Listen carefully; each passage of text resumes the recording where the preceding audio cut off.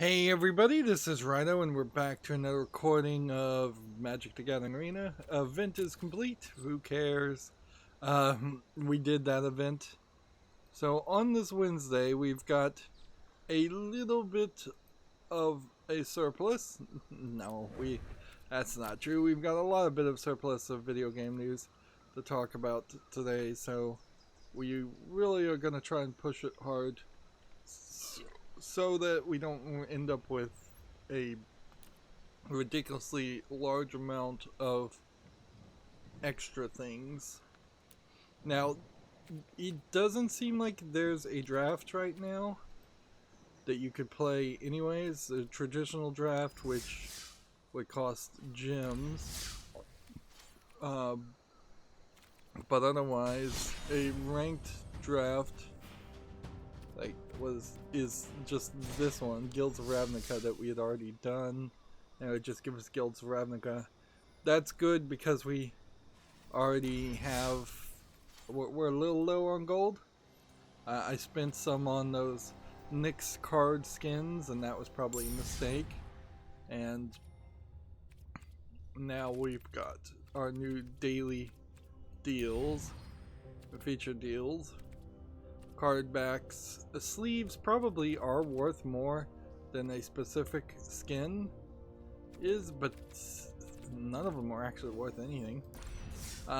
Today is, as I said earlier, the 26th, and there's a 29th day this year because it's a leap year.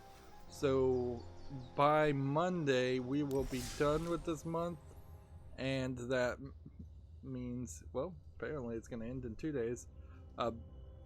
That means pretty much everything will set. We have one more month to get the mastery up to 90, and maybe we won't make it. Like I may just quickly pull a 180 on the idea that you need to buy the mastery pass every expansion and get all these extra cards. Maybe as just a new player returning to Magic after many years, maybe you just need to do the mastery pass once, maybe twice, and then that gets you enough cards for a bit of a backlog. It's going to increasingly be ridiculous as you get more and more mastery passes to have card packs that give you like Ravnica expansions and such. So yeah, I don't know how that's really gonna work with the next expansion. I guess we should just try for victories. It is a little silly to think that we would be able to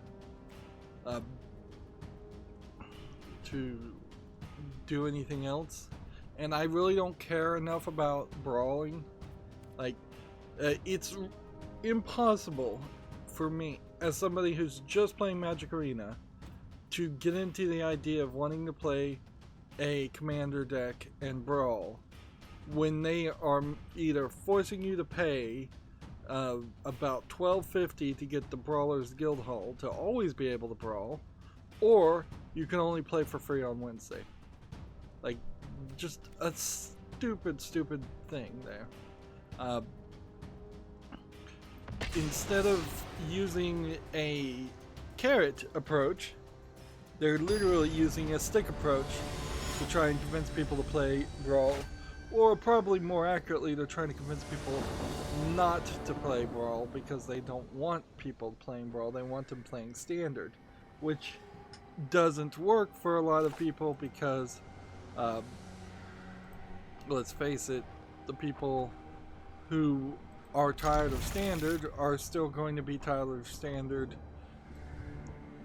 until there's a major change of what Standard is, and that's going to require something like Pioneer to intrigue those players. We're starting late today, and I can already see that YouTube has decided to punish me for that. What I did was, man, I say no too much. I need to work on that.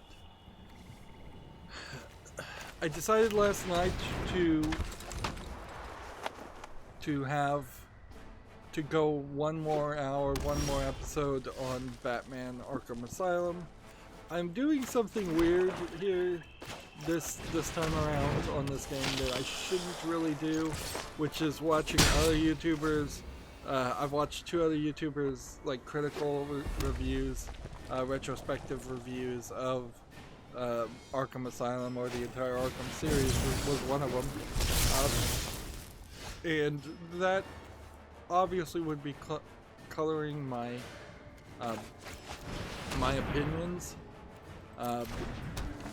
It is exactly the kind of groupthink I've railed against in the past, and so I know I'm wrong for doing it. I kind of only figure that maybe subconsciously there's not a lot more to say about Arkham Asylum. It is a pretty simplistic game, and how you fall on whether you like the fight system or whether you like the fact that the island is way too small in my opinion, and thus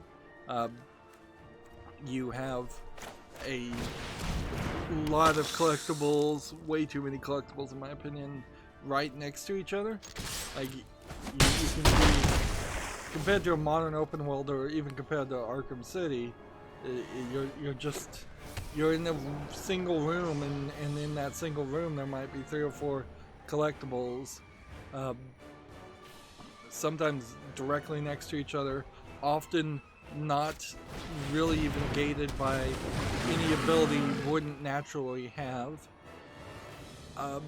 There is, I think, also an argument that the Metroidvania, Metroid Prime idea that is being used for Arkham Asylum isn't the best idea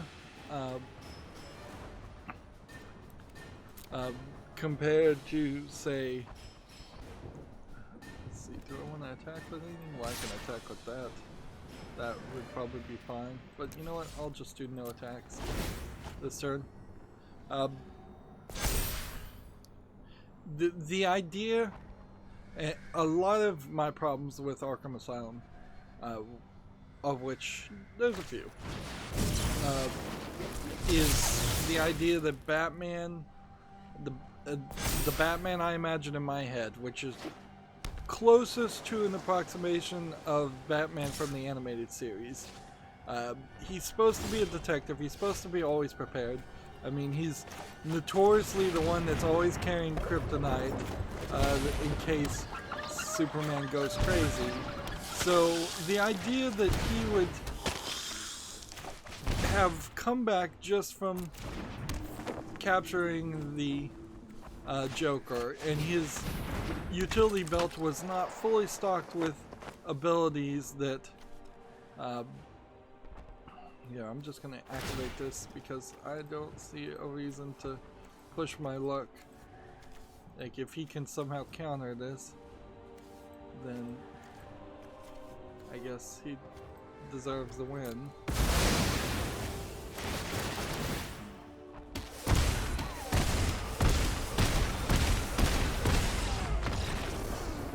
It's nice the game ends it there when he hits at 0 and doesn't just continue the cycle. Although I imagine some people would enjoy watching the cycle every now and then. So yeah, there is that not my Batman concept. I got to a point in one episode where Batman just makes this improved super grappling hook that lets him tear down walls. And he literally just grabs a bunch of junk off a table in his secret backup bat cave that is under Arkham Asylum, and kind of just holds it close to his grapple gun, and it just automatically connects to it.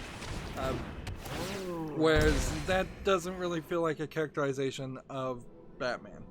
Like, Batman's not particularly the one that was ever making the gadgets. His character, the idea that he would have the patience and time and even the mentality to take a break from his vigilante obsession to build a item is crazy. He was always rich. He was always hiring people and having Wayne Tech develop things for him. It is more likely that Bruce Wayne and Batman would be on the scale of being an elite rich person who doesn't even know how technology works than he would be capable of doing things on his own, building things on his own. That's also why he has like the Bat computer, like a super genius computer that's doing things for him. Often you see him literally just talking like Siri to the Bat computer because it is clearly a dumbed down interface for him. Like, he's supposed to be a strategist and a great detective, but he's not stupid by any means, but his technology wouldn't be something Batman could really deal with. And particularly in Arkham Asylum, you have Oracle, Barbara Gordon on the comms, so she would have been the one to talk him through like any hacking or computer thing that he would have to do. Like the technological aspects work very good for Oracle, Barbara Gordon being much younger and forced to be much more technologically intelligent as she's during that time trapped in a wheelchair instead of being Batgirl. But yeah, once you've settled on a few questions, once you've had your opinion decided on a few things, with the exception of the final boss fight, which is something you're just gonna see at the end and then be left with probably a bitter taste in your mouth. There isn't a lot more to say about Arkham Asylum, so that's probably why I'm watching other people's reviews. Also, I must have looked up something on Google, and now the YouTube algorithm is suggesting things to me which it shouldn't even be doing, but I don't know. YouTube does whatever it wants.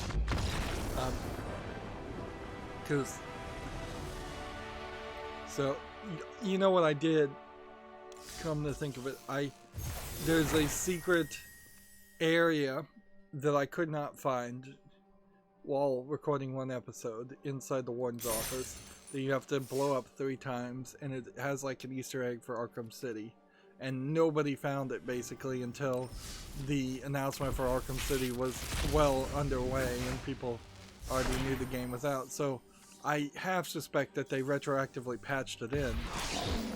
Speaking of always online, the game literally kicked me out of the single player because it disconnected from its servers, but all its servers ever do in Arkham Asylum, as far as I can tell, are maintain the leaderboard. So it just has always online, I guess,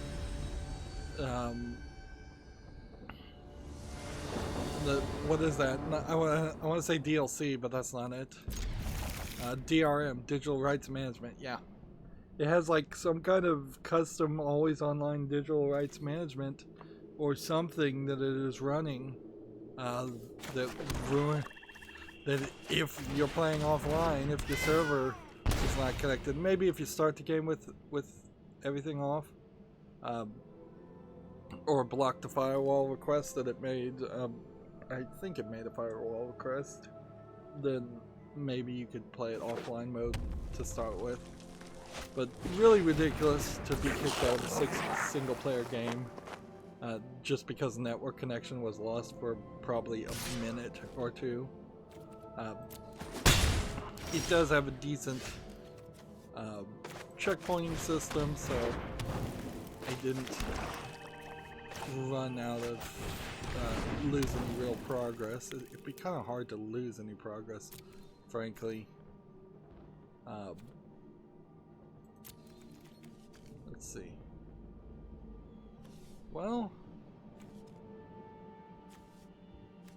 I guess what we do here is we just play in his turn regardless, because he may play something with haste that is reasonable to believe.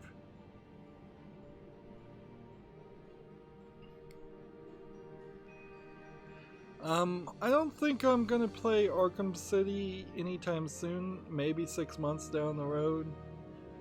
It would be kind of silly to just encourage burnout on collectathon games. Also, between Arkham, Asylum, and 3 Lego Batman games, I'm getting more and more to the point where I'm making myself look like I'm a super Batman fan, when the truth is, I don't really feel like I am. I think I'm an average person who saw a lot of the Batman movies on TV at some point, and maybe hasn't really sat through a lot of them. I probably haven't seen the last 3 or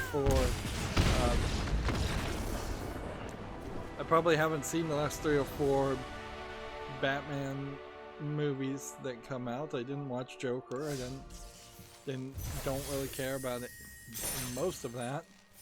I remember the animated series and a little bit of Batman Beyond, but I don't think I actually watched Batman Beyond. Certainly didn't really watch too much Teen Titans or Teen Titans Go, or I read for the New 52 reboot all of those Batman and Bat Family comics and was pretty much completely unimpressed with those runs. And I think I probably, in the New 52, the Batman runs were probably just starting Death in the Family when I stopped, and I was mostly reading Court of Owls stuff, which I'll say was an interesting idea, but didn't feel like Batman at the time when they were doing a reboot, and it should have kind of felt like Batman. But I honestly think that the truth is that most of the Batman comic series is often pretty bad. Probably slightly better than other DC comics, and they sell better because of name recognition alone, but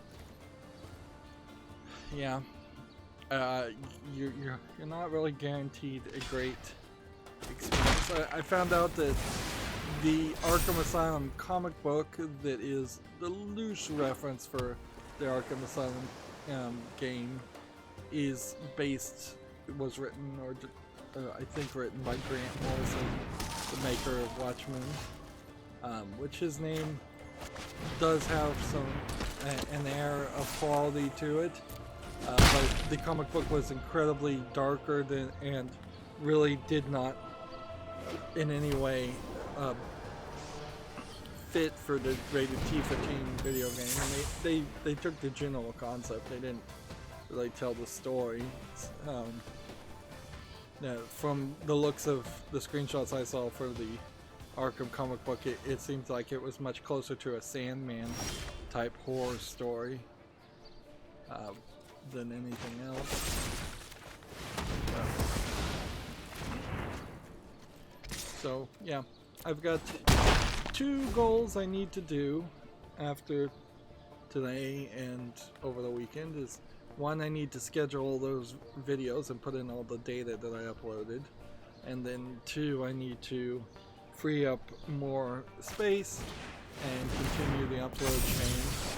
I am at a point where I've scheduled videos to basically only come out once on the weekdays. We're waiting for the already scheduled Magic episodes to stop airing on a weekday basis, and then I will start putting them on a weekend only basis. That's my plan. So we're going down much closer to something, I guess PewDiePie would be a relative comparison to make. He, with the exception of his recent break, was putting out one video a day, and that's kind of what I'm getting down to. Also, it's one pre-recorded episode of a game per day, and then 2 episodes of Magic Arena on the weekend, and the no change to the live streams, with the exception of trying to keep the live streams to air, trying to do those earlier in the morning, not late in the afternoon. Let's see. Yeah, I guess I can just do no work here. There's nothing really stopping me.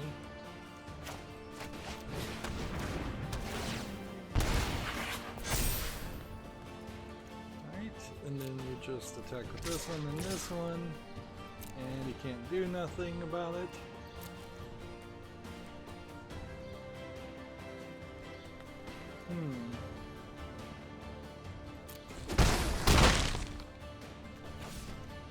And I think I can just do this,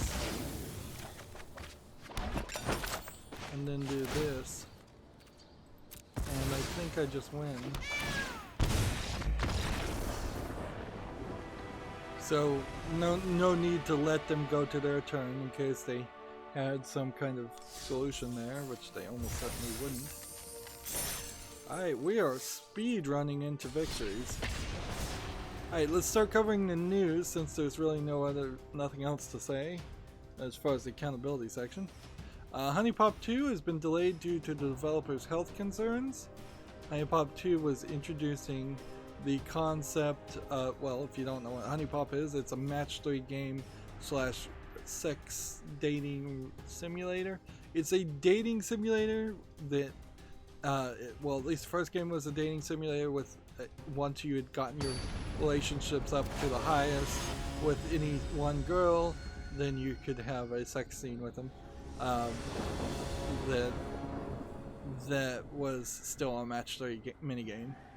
Now the game is introducing double dates, which I guess might open up the door for a threesome scene, but I wouldn't be surprised if the double dates are actually a system in which you have to pick and choose or play very well, and most people will probably have to pick a girl and focus on that one girl.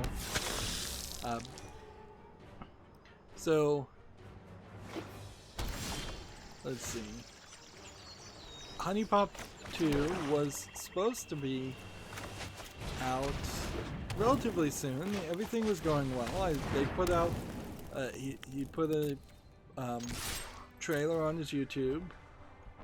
There may have been a previous delay before, and then there was a slight confusion on his part, or as far as him trying to introduce a well, he was trying to introduce a funitari, so a chick with a dick. It was, sorry for the rude language, but that was it. That was his idea there. Not particularly a real transgendered person per se, with all the personality and around that. It's simply there's a larger than you would think niche group of people that are into that. So he was trying to offer that. It, in his mind, I think, got confused with someone who actually transitioned, and that's where you get, or someone who is actually transgendered, and then I guess eventually he settled on you'll have an option to turn it on or off, whether they're post-op or pre-op.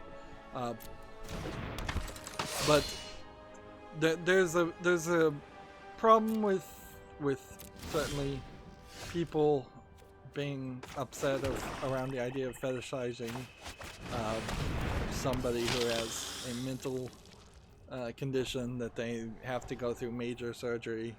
The SJWs would never have been happy around this anyways, so somebody was going to be upset always. And certainly a lot of straight people don't want to have a game where if you're going to try to 100% the game, you end up having to seduce a pre-op transgendered person, which is what he really settled as far as the character there, which is not really the trope, and it just kind of shows a lack of understanding. And he's been trying to do that with all the girls, like even in Huniepop 1, that each girl was a stereotype of somebody you would date in an average romance dating visual novel. And he did it pretty well, or he at least put his own twist on it. So there was a little bit of controversy there, like people who wanted to be outraged were outraged, people who more than likely were never ever going to play Huniepop 2 anyways. I've covered Huniepop on my YouTube channel. It wasn't particularly hard to censor out, particularly if I hadn't installed the uncensored patch, it would have been super easy to censor out. So I honestly, if you were the parent of a 17, 18-year-old and they wanted to play Huniepop, you probably wouldn't be too upset if you caught them playing that. Although there is an argument about being a healthy mental person of 17 and 18 years old and playing a dating game instead of going out and dating for real.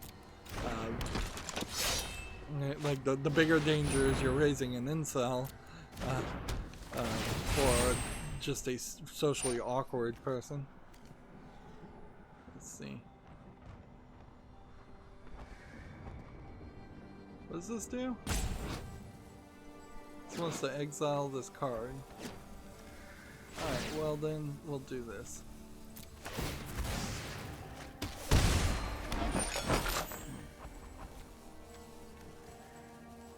You can exile that card all you want.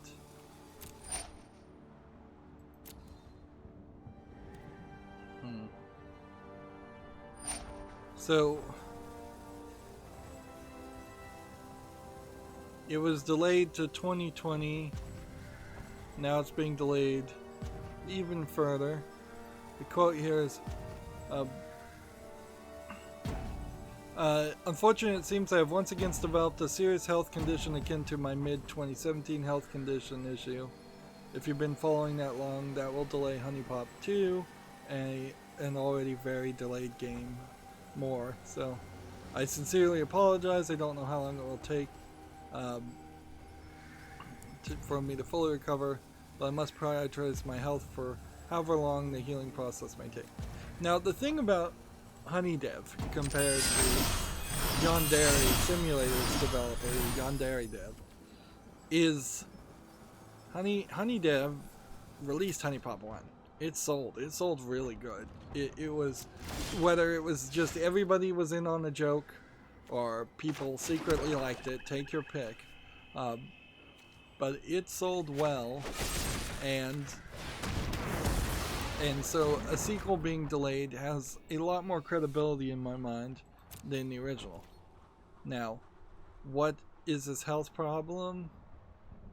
I have no idea. It's not being said, and it's not like there are any comments ever on any Tech Raptor articles. Let's see. Let's see if maybe I could find something.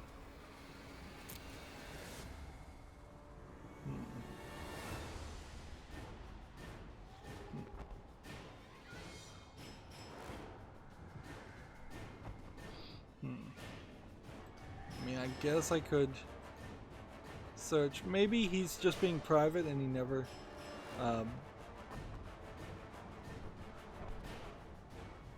maybe he just doesn't say what the health issues are ever, and never did before. I mean, it could be anything. It could be mental stress, overworkness. Like, I kind of really wouldn't even be upset if that's what I wouldn't really be upset if that was the case, is that his mental health is the problem, or it could be that he's just some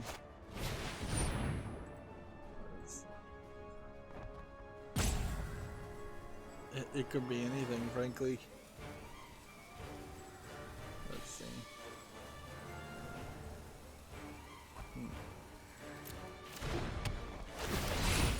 Let's clear that off. So now I'm on Reddit trying to see through speculation.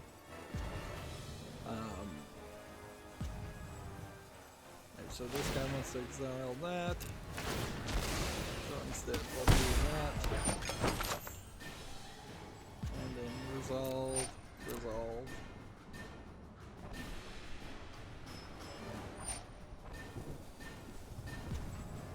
Let's see. There's a lot of speculation that it would be an Epic Store exclusive, and I don't.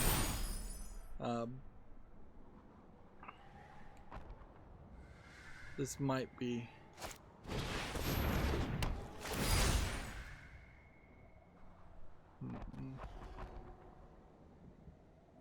Yeah, but no real talk about what his actual health is. So that is a frustratingly devoid of facts news article. We get the part that's the part that will concern the consumer. The game will be delayed a little bit more, but we don't get the part that would be helpful if you were going to empathize and try to relate to the person, which would be the part where they actually say, oh, I have Crohn's disease, I have leukemia, I have cancer. I wouldn't be upset if it was, I wouldn't be surprised if it was cancer. I probably would be slightly upset if it was cancer, but that's believable. Even though, for the most part, Total Biscuit's podcast is now completely abandoned, which they tried to keep going with it, but they've not been consistent with his wife. Total Biscuit ran his YouTube channel while suffering from cancer, and his wife secretly also seemed to have cancer, but a much lesser degree of form of it. Although, who knows, I guess it might be that somebody isn't telling the truth there. It is weird that two people would have cancer at the same time that were married to each other, but not impossible.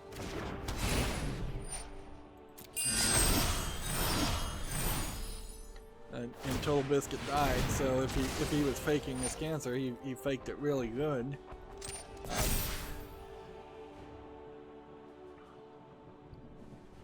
But I am, the only reason I'm even talking about this and talking this way is I'm extremely cautious on YouTubers, even somewhat famous YouTubers, complaining about health conditions, particularly if that is the only income source for them, is to be a YouTuber and get people to friend them. We've just seen far too many GoFundMes, far too many vulnerable narcissists is the mental diagnosis. People that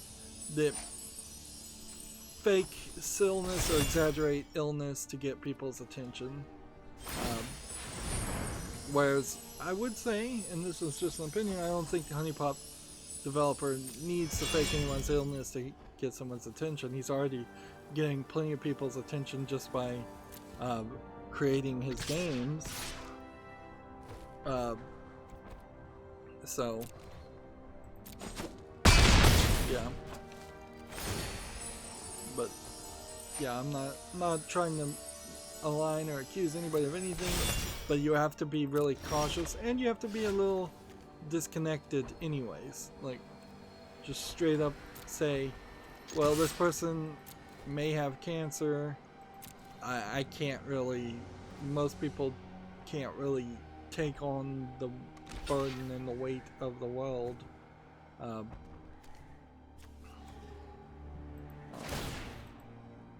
now sacrifice that. And I don't have enough. Wait a minute, why do I not have enough? Why did I should have enough, yeah.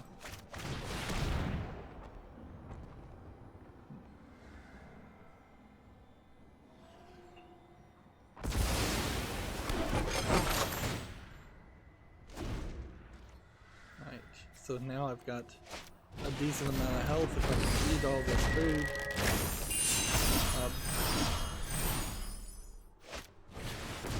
Well, I feel like I rambled into a dangerous and potentially libelous conversation there. My point there was, like, we've all seen a lot of GoFundMes. Jim Sterling constantly having medical things I think that are true, but also kind of constantly using it as a good excuse to not really work when he doesn't want to work.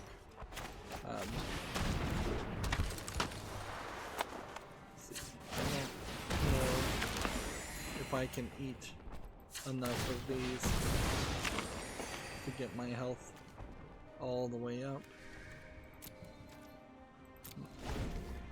to what it needs to be. But also, in fairness to Jim Sterling, I don't think he's specifically skipped long sections of not making YouTube content. Although his YouTube content does tend to wildly vary. Sometimes you get well thought out, long conversations, reviews, and things that are actually written. And sometimes you just get him being silly or being a jerk. Which is inconsistent to say the least. Moving on, speaking of jerks, Gamma Citra has an article. The new legal counsel is seeking institutional reform in Riot Games' discrimination lawsuit. What do they mean by institutional reform?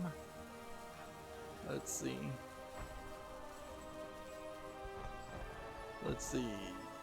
It probably...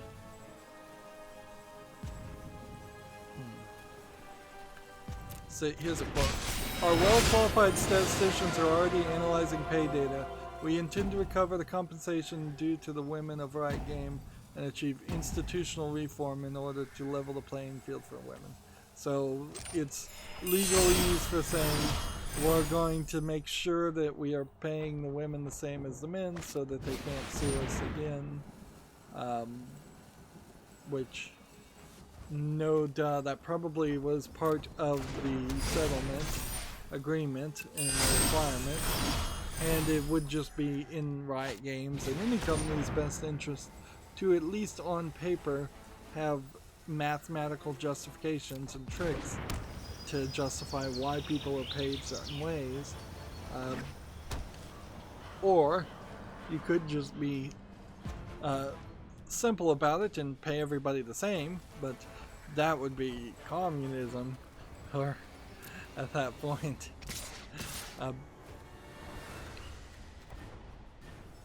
See, the problem with capitalism and paying employees and wages are you always come from this perspective that certain people deserve a worse life, or deserve to have less nice things, or they deserve to be unable to support themselves, feed themselves, pay for health care as easily as other people.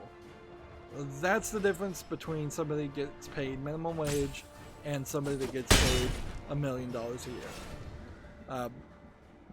And when you start looking at it from that perspective, the idea of money and the idea of money being necessary to pay for basic human needs, things that should be basic human rights, falls apart. It might make sense to make people believe in fairness that never really exists, to have certain people paid extra so that they can buy fancy cars, second houses, third houses, although at a certain point even having 3 houses is kind of ridiculously exorbitant.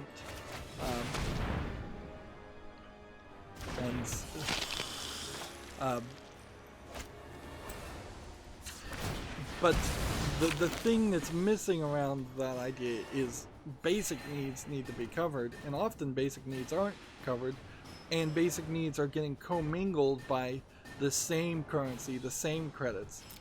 So if everybody as a human being just had a natural right to eat and they were given a ration credit of food, the basic foods, not the fancy foods, just basic milk, cheese, butter, eggs, bread, things like that, were just ration credits. Everybody got that much to survive per person, and then you worked a job to give you just cash to play with, just fun money. That would be a much better system than the current wage system we have now. Of course, that is a more complicated system, and there are things that have to be thought in that. There needs to be some incentivization to ensure people actually work at all. The truth of the matter is, I think a lot of people would choose to never work if they could get their basic needs met, and we don't have quite enough automation in things like farming and such for that to work. So there probably would have to be some requirements or some deferments as far as why certain people couldn't meet the requirements of working 10, 20, maybe even 40 hours a week. Probably a lot less than 40 hours a week. But even in the realms of farming and ranching, you need considerably less people than you did 200 years ago. Like hundreds and hundreds of less people, of fewer people.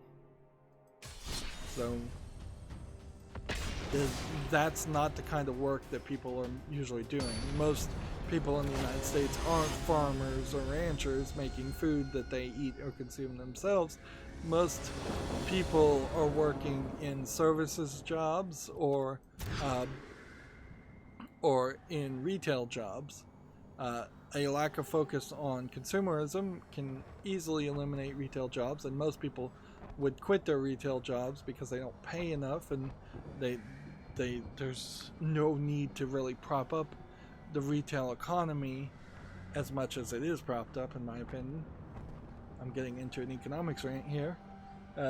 And services jobs, well, the reason why so many services jobs exist are simply because of corporate greed, and you can fix that pretty easily. Like, if you're a customer service representative for a phone company, more often than not, you're talking to people about their billing. Why are you talking about the billing? Because the phone service company has created an incredibly complicated and intentionally glitchy system to overcharge and rip off people for phone service. If the right to free speech was expanded to the point where everybody gets a government-issued, slow data, unlimited talk cell phone service, and with maybe a cheap flip phone that comes with that, even if you can qualify and don't need to buy a phone yourself, then you eliminate pretty much all cell phone service jobs right then and there. You'll have the occasional people that have trouble, certainly, but it's the difference between the tier 1 customer service operator who is one of 400 plus employees in one office, of which there's probably multiple offices, and a tier 3 customer service rep who actually knows what they're talking about when you're having technical problems and will actually be able to help you. That's when you start getting transferred. Like every time you're getting transferred, you may on some rare occasions be getting transferred from one tier 1 to another tier 1, but more often than not you're getting transferred up the ladder to a tier 2, tier 3, potentially tier 4.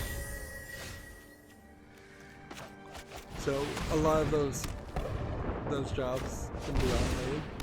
ATMs have done that quite handedly with the likes of bank tellers. Like there used to be a need for 2 or 3 times as many bank tellers in every bank. Now there's considerably fewer banks in general and considerably fewer bank tellers that exist, just because automation and going through a computer. Like self-checkout has eliminated most of the a significant portion of the number of baggers and checkout people at grocery stores. Yeah, so the jobs that people tend to do in the United States are usually something like that, like Walmart type jobs. The lucky few get to be artists, get to go make the video games they dream to make of, get to be painters, get to be musicians, get to do anything that would actually intrigue their brain or interest them at all, instead of just being doing something that nobody cares about, that the person themselves doesn't care about. Let's see, well, do we want to sacrifice that?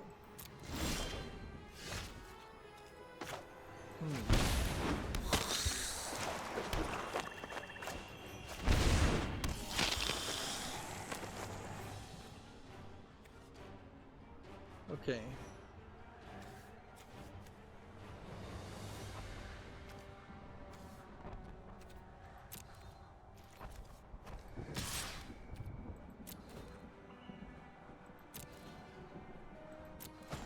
So if I do this, do I have enough here to win?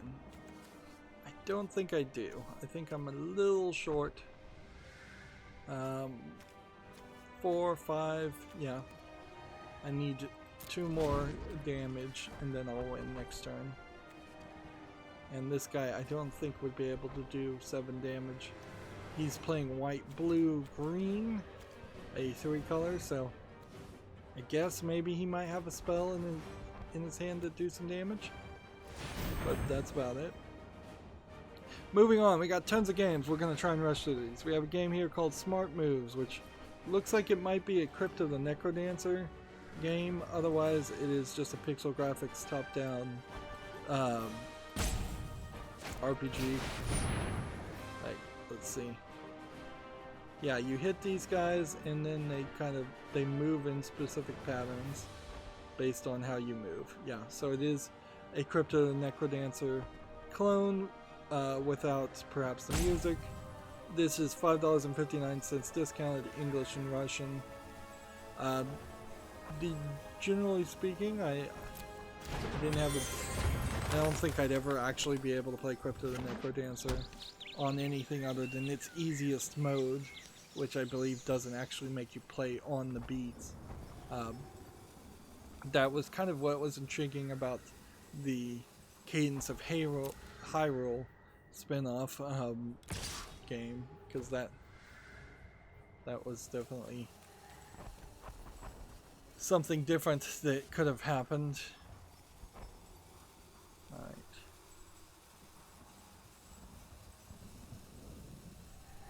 We're gonna block with this and just do that. Yeah. This has first strike, and so then I think I need to do that.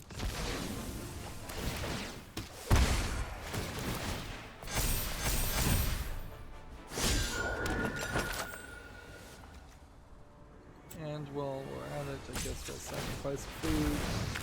That way we just know we have a nice buff there. And then we pass. And we pass. And then it's my turn. And we can play that if we want. And we can play that if we want. And we can play that if we want. And we can play that if we want. We can put that on the top. There you go. Just pushing our luck like crazy.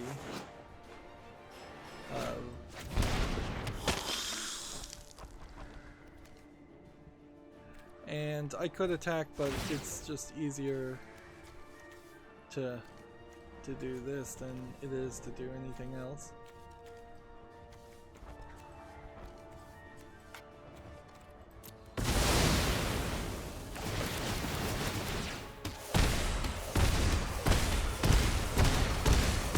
While this is going, we have a game on Steam called Arcane Shadow, which looks like a League of Legends clone type game.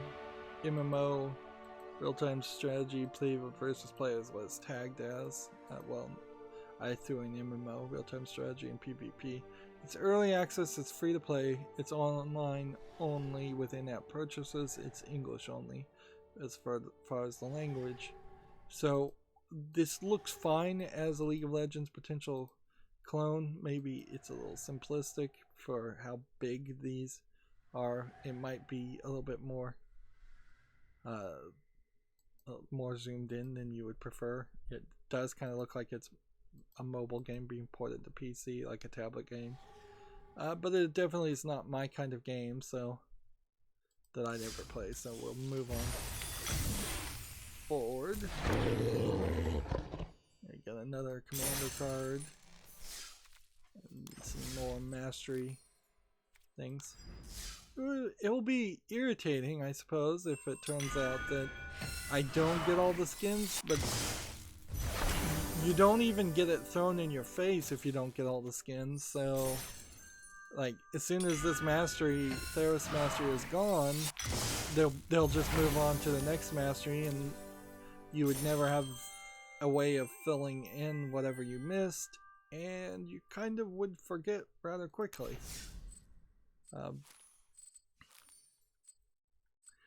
Yeah, I guess today we may just get a lot of victories and try and get more cards in general. Let's take a moment to just look at our collection and see what we've gotten that's really new. We got a 4th copy of this, a 2nd copy of that, a 3rd copy of that. And I'm looking at everything I collected. So when I opened that card pack and I got duplicates, those duplicates from Theros Beyond Death all just went into that secret vault that's not even shown, and everything else pretty much got done, whatever it's done. And you're really not getting any information looking at your collection this way, where you see some of these have 1 and some of these have 4, because I believe this is a Theros Beyond Death card, whereas this I believe is a Ravnica card. So it makes a lot of sense that I'd only have 1 Ravnica card, while it would make a lot of sense I would have 4 Theros Beyond Death cards. So you have to dive in deeper than just the cursory view for the collection to be useful whatsoever. It's not sorted. The collection is definitely not sorted the way I would expect it to be sorted. Because if I was going to make a binder, first of all, I would have 6 binders in Magic. If I was just going to do this off the top of my head, I imagine people are smarter than me have thought of this. 6 binders, 1 just lands of custom value, so a really thin binder for that.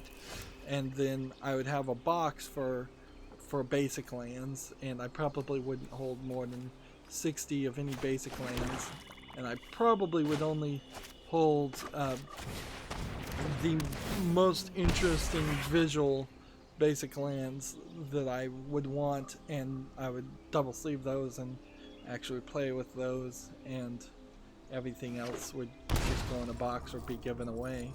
Basic lands in particular are not useful. In the custom lands, the non-basic lands binder, I would have everything tabbed by expansion. So whenever there's something going out of standard, you can just move a divider forward and say these are not in standard, or you shift those from one binder to a non-standard binder. Like, you can have a whole bunch of binders with this idea, but you really probably would just need a divider to say everything in the back here is non-standard and everything at the front is the newest things. You would want to go in reverse chronological order with the cards.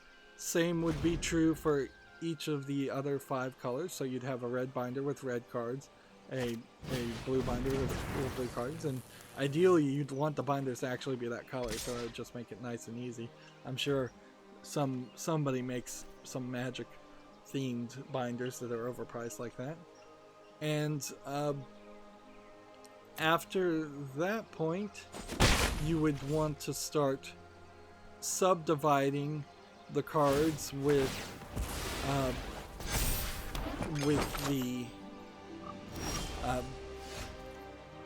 the cost, because if you don't know what you're looking for, or you're just looking for a cheap card, having a subdivision of 1-cost cards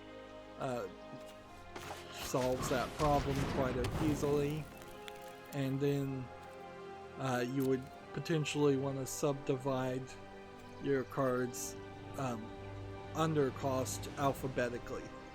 Now, dividing it further by rarity might be useful if you're selling the cards, but if you're just a collection in only type person, if you're just trying to get enough cards to play with and have a decent collection, subdividing by rarity is not going to be super useful, and it opens up the door, if you started sorting by rarity, that you're either going to have a very large amount of gaps in your cards, because you could say, well, top rows are epic wilds and the second to top row is wilds, and then the third to top row is uncommons, and then the bottom rows, how many ever rows are in your binders card holder sheets, are commons. That would be a bad system to use. You'd be better off instead saying all your epic wilds are on one sheet, and then the next sheet is all your wilds, and the next are uncommons, and then the next sheet are all commons, or just put, really wouldn't even work that way. It would be just more subdividers, frankly. And you could do that easily if you had dividers like at the top and the side. So the side dividers would be cost, and then the top could be rarity. But again, that's a bad system. It's a much better system to off the top of my head, have the top subdividers be spells, creature spells, spells, maybe subdivision between instants and regular spells, enchantments and artifacts, and commanders and planeswalkers, because those would be much more informative. So that in general was a lot of talking off the top of my head on how I would organize binders and try to have a system. You kind of don't have any of that in Magic Arena. Like, you can do those sorts. You are doing a standard MySQL style database search that is what supports pretty much any website. So you can say, I want this, this, and this, and this, and that's useful if you know what you're wanting. But it doesn't start with anything that is close to what a realistic person would do in real life, so there's no connection or familiarity with the collection system as it's depicted, and it doesn't help you if you don't know what you're searching for. The collection as it's depicted right now is effectively the equivalent of taking all of your cards, all of your magic cards, just piling them on the floor and then sorting everything by name and then subsorting everything by cost. And just having one extremely long list of cards on the floor. And what's funny about that is when you build a deck, they give you these nice deck boxes. They make it all pretty. They clearly are pushing and promoting people buy deck boxes, probably from Wizards of the Coast directly, if not from third-party developers. So they have the real-world mentality and equivalent there. They understand that. Let's see. Gain control of creature until the end of the turn. Untap that creature. It gains haste until the end of the turn. Okay. Let's go ahead and let him do that. But then he's going to sacrifice him. Ah, darn it. This is a card steal strategy. I should have used my guy. Let's see.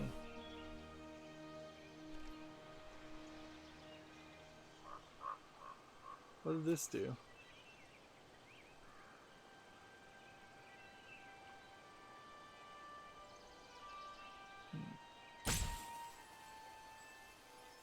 So now he's just trying to steal the card even more.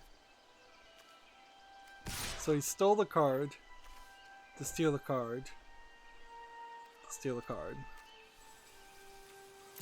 Interesting. Well, we'll just block.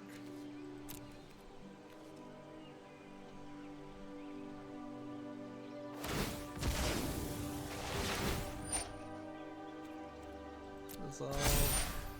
I'll go ahead and do our part too. And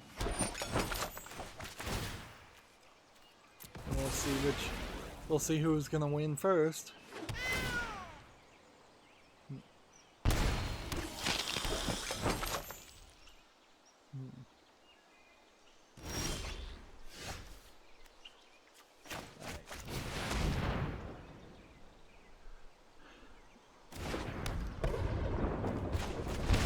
This. Sure, play this. That ruins his chances. Let's see. Game over.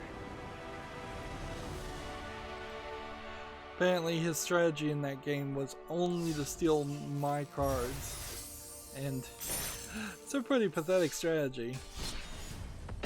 Most decks are usually good enough that they can defeat their own cards.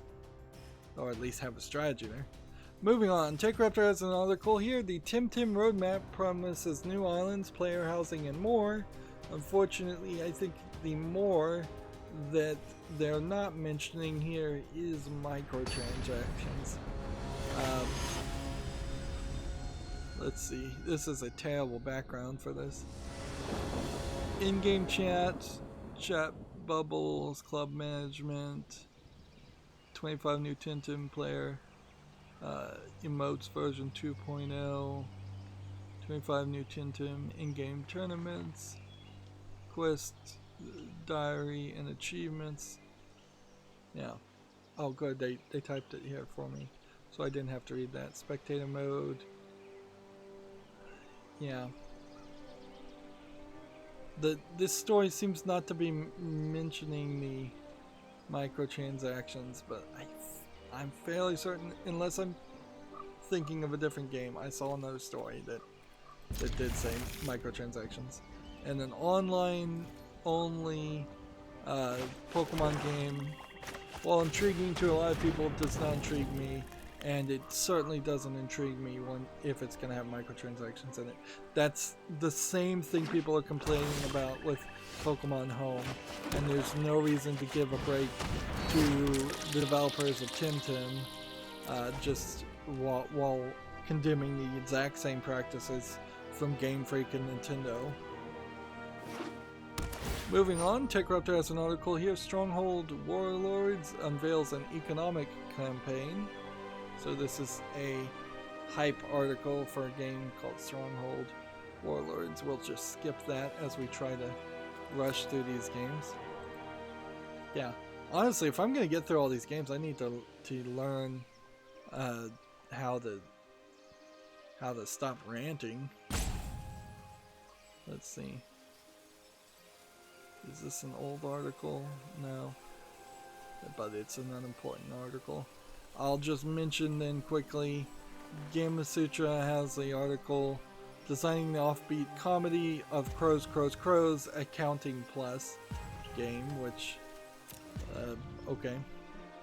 That was, I think, a VR only game, so it probably didn't have as many followers as it would have gotten had it not been VR only.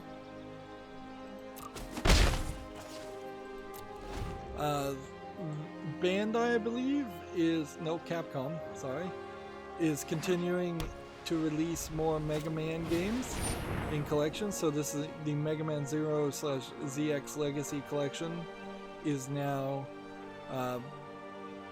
available on Steam. You can see it's mixed reviewed. Let's see why. It probably doesn't play well. Also requires a third-party EULA. Let's see. The keyboard controls are really bad. The 2 presets you can choose from are beyond atrocious. You can't fully customize your controls. You have to play with a controller in order to be comfortably play the game.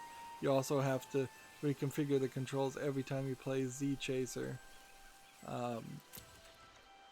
I wouldn't be surprised if the Mega Man Zero series of games was a DS game series originally, and because of that there's just a complete lack of controller support. The review here says, I would not recommend buying this game. It's kind of broken. You have to go to full screen resolution settings. You will brick your game. If you go to full screen resolution settings, you brick your game. Deleting saves in your Steam folder, disabling cloud saves will get your game to open again, but if you want to change the full screen 19 by 1080, you should do it in the config.ini.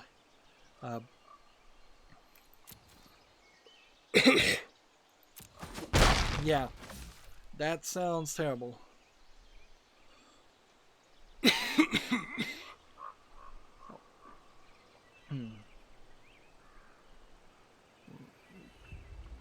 So yeah, it definitely does feel like Capcom has decided to put out a bad game. I guess what I'll do is just leave this game on the follow list, and in 6 months, if it's fixed the problem, then maybe I'd consider playing them. Although, in all fairness, this is the problem I've had with Mega Man games from day one. Like, just a complete lack of accessibility and a entry path for new players. Some people will try and tell you to play, I think, some of the very early Mega Man games, which are super hard and require a lot of skill, whereas if you try to play anything later, you're going to be in the 10th game of a series, of which there seems to be 3 or 4 series. Even when they did on a few occasions make some reboot series that would have been more easy for new players to get into the Mega Man concept, those were never really done with a level of quality that is acceptable. So there really is no, from my perspective, I've yet to find a good Mega Man game worth playing that also wouldn't require me to jump through hoops to either know what's going on or to work my way up to that good Mega Man game. Like, I fully expect that Mega Man 10 probably is great, but it's gonna feel really weird to have to jump past the first 9 to get to that point. And I would argue that the general concept of Mega Man is a little basic anyways.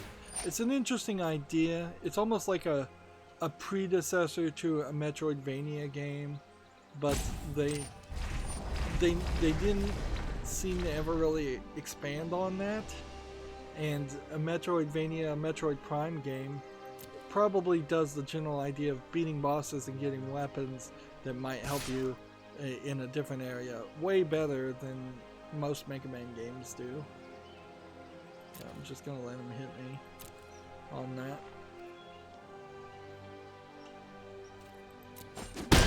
Like, I have the advantage here as long as he doesn't take out too much of my health.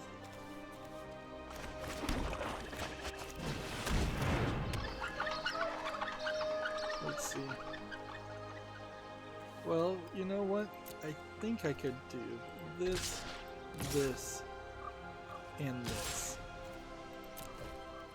I'm just gonna attack with all 3 and see if he wants to defend with any of them.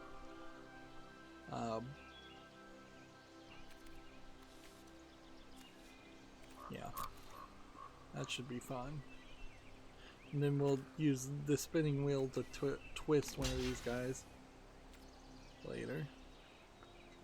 Next we have a game on Steam called Jar Wars, which looks like a VR game where you're playing as floating jars fighting each other in a couple different ways. I suppose this is a joke around the idea of Star Wars in the name, but yeah, it generally seems like it is kind of just a weird player versus player combination of mini games for VR. It's free, so I can't say the price is terrible. It's being compared to Lego Star Wars The Force Awakens, which is wrong. It's online player versus player only and English only. So, yeah. But it doesn't say it needs VR, but it definitely supports VR. So, I don't know. They've never been consistent on that warning response, frankly. They need to be a lot more consistent there as far as telling people whether a game can be played without VR or not, without having to jump into the description of the game and finding somewhere in the middle of a potentially 3 paragraphs long description of a game whether or not it supports desktop play.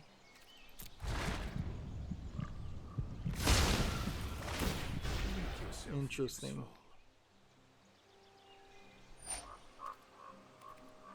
Let's see. Alright. If that's the way they're gonna do this, then we'll do this. Sacrifice that.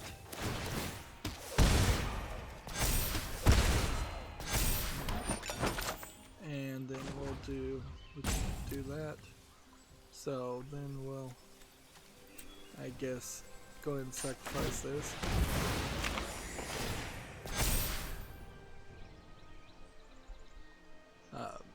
Moving on, Gamatsu has an article here. Resident Evil 3 Remake demo has been announced. New preview gameplay and screenshots. I imagine a lot of these screenshots were part of the ones that were leaked. It really is, these are really dark, but it is a good indicator of how leaked screenshots really don't affect a video game much. That's a very Japanese looking guy. I wouldn't be surprised if his face gets a different skin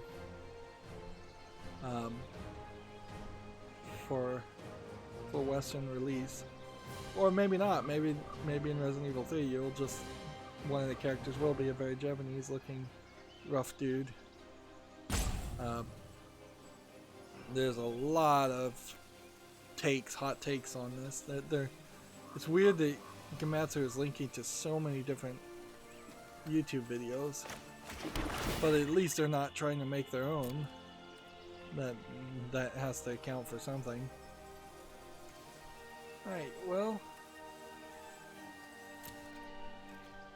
let's see, do we want to go ahead and take this guy out?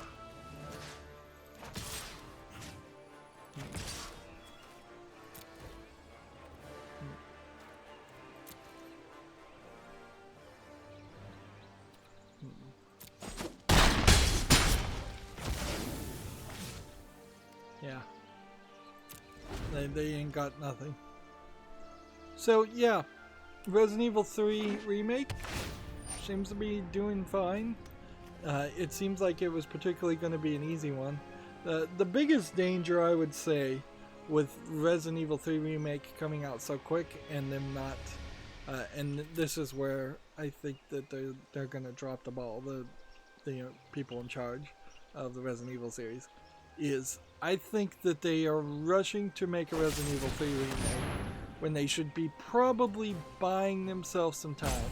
Wait another year, wait maybe even 2 years to bring out the Resident Evil 3 game, and maybe they will do that. Maybe they're just building hype now and pushing for a and they're planning to delay it more later.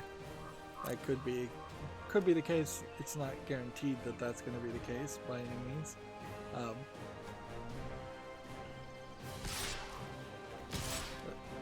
Man, I forgot to use this. Well, we might as well tap this guy while we're at it.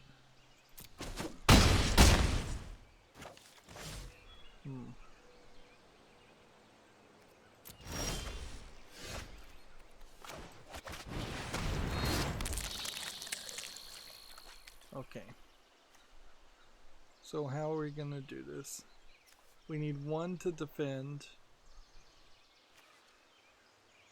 and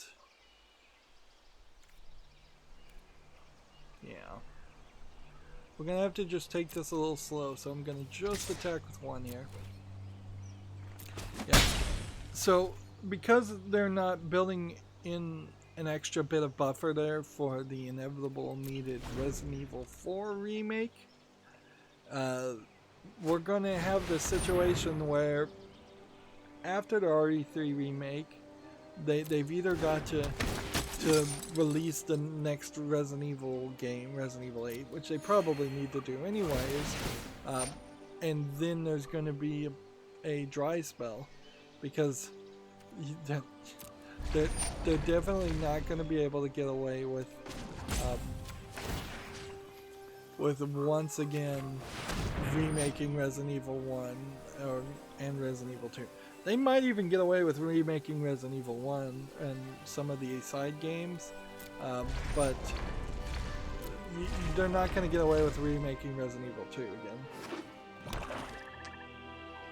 And it's going to be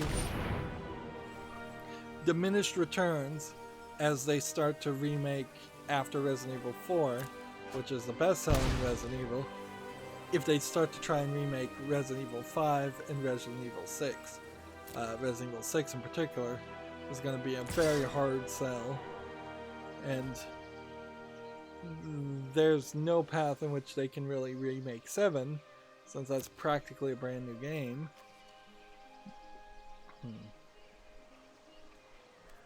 Let's see.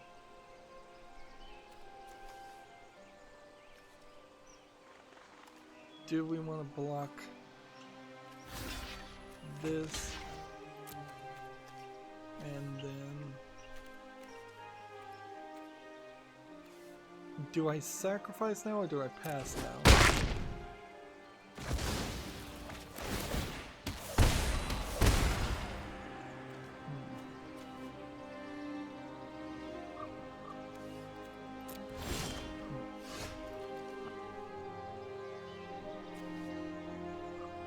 Okay.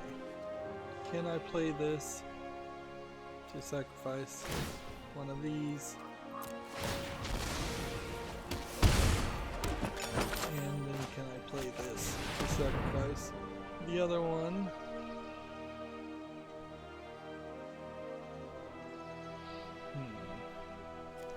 Let's see, next we have a game on Steam called Bastide, which looks like it's a kind of nice looking, like, city simulator, ancient city simulator. It doesn't seem like there's much to do there though. Seems like you just kind of build some buildings and get some resources and try to build it up. And it doesn't seem like there's any war or like trading or anything like that. It's $7.49 English and a bunch of other languages. I guess because it's kind of hard to tell. Here, there might be something here. So I'm gonna put it on the follow list. High probability there isn't anything there, but who knows, there might be something there. Alright, so at this point I desperately need both Citadel or just something powerful enough, something that can fly, something that can do damage before his people start doing major damage to me.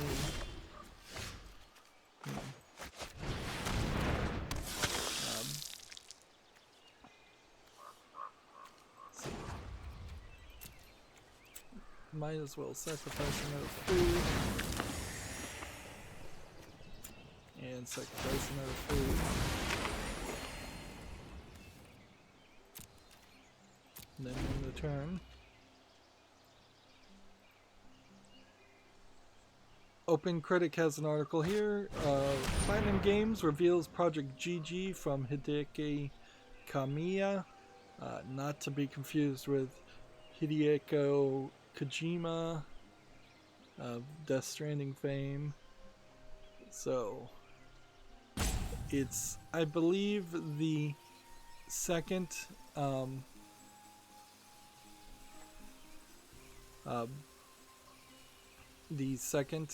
game to be really announced besides the remake, or no, there isn't a remake of Bayonetta, but Bayonetta 3, they also said the progress is moving smoothly there, which I guess that's good to hear if you believe it. And they're remaking Wonderful 101, which if that comes to PC, I think I might be willing to play that, because it does seem like it has some relevancy. Let's see what this teaser trailer looks like. Minute and 39 cents, starting with the platinum logo, which is not a bad logo, but it does kind of tell people nothing about what the actual name of your company is. What is Nature's Revenge? Well, looking at that seems like that would be a Parasite Eve game, which I'm not sure that they would have the rights. Some kind of invasion. We're seeing a dog tied up, and I have to come over here, so I'll pause this video and pass, and then decide no blocks. This goes.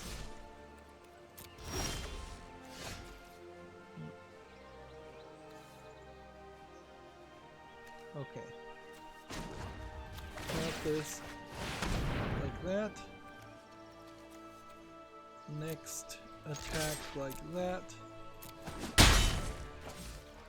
Next sacrifice like that.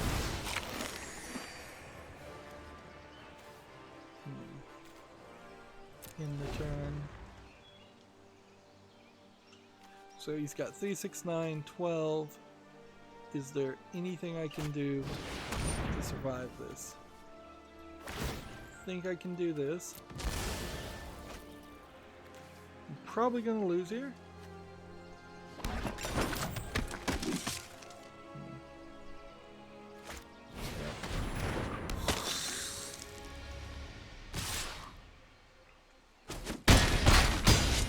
I was one mana short.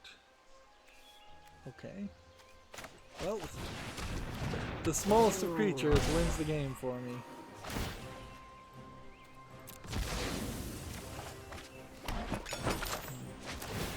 I almost would have been awesome if I had actually planned that out in any way. And I wish these were ranked wins I was getting, but I'm not going to screw around with that. Got a card. I don't think I have that one before, so that one might be new. So yeah, when I was talking about the collection, well, now let's just go back here. You have these nice little deck boxes that right now they're not sorted amazingly well. You got a couple of them, couple of options, but they don't get small enough. And then you could zoom out here so that you're looking at slightly more cards. But there's no binder equivalent here. You have the newest cards you just got being sorted in a weird way. Or no, not that. You have the cheapest cards being sorted, and it just goes up and up in cost without even a divider or split here. So if I wanted to just look at 3 mana cards, I have to come over here and click 3, and then that lets me see just the 3, and then I would have to hit a color if I just wanted to see a specific color. But if I wanted to then subdivide between the types of cards, that would be a problem, certainly. So yeah, as I was ranting, if I was going to make a binder system of real world Magic cards, I'd use this row here as the top subdividers. So there'd be little tabs at the top on divider pages of this for each cost, and then I would use this row here on the side as subdivider tabs of 1, 0 through 7 plus. And then I probably would have the most recent expansion up front and go in reverse chronological order that way with a subdivider once you've hit cards that are no longer in standard. And maybe if you have banned cards, put them way in the back, or you just keep them in a separate binder, and then yeah, a different color binder for each of them, which I guess also means colorless or multicolored should have its own separate binder. So man, it would be a whole shelf effectively of space to have your Magic collection if you even have a decent amount of Magic cards in the real world. And that's the beauty of Magic Arena and digital versions of card games, is you're not really going to have to deal with any of that. On top of which, you don't have to deal with damaging real world cards. You don't have to deal with people stealing cards, losing cards, dropping cards, getting them wet, bending them. All of that would fall under damaging, of course, but there's definitely a big issue there of just organizing them.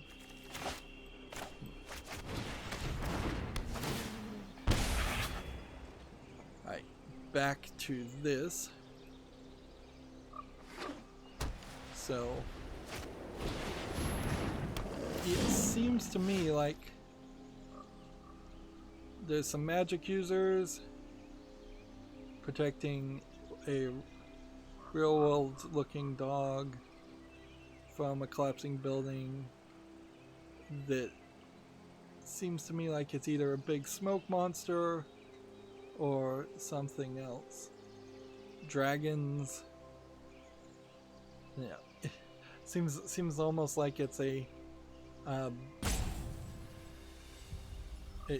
it's a Godzilla versus Ultraman type series. Project GG A Go-Go. Yeah. Yeah, that sounds a lot like Ultraman, which doesn't make a lot of sense, I think, to most people in the West. But imagine Ultraman is kind of the equivalent of a predecessor to Power Rangers, except for there's only one of them, fighting monsters in rubber suits. And it's definitely older than Power Rangers, so, and less focus on robots as far as Ultraman is concerned. So a very Japanese game from a very Japanese company, I would say, as far as Platinum is. I wouldn't be surprised if we run into 3 out of the 4 games that they announced being a lot more Japanese centric than to the point where it's not something that will sell well at all in the West, but they're going to give it the old college try. It wouldn't be surprising if there is kind of this naive hope that Japanese games are just cool now and anything Japanese will sell, when I wouldn't really agree with that. I don't think that's really the case. So, yeah. We will just, I suppose, have to wait for more information as far as the other games in this game. I don't know how you make a game where you're playing as Ultraman and not have it be just like a fighting game of some sort. Even if it is just going to be some weird RPG game where, like, if it is an RPG game, then it gets down to a question of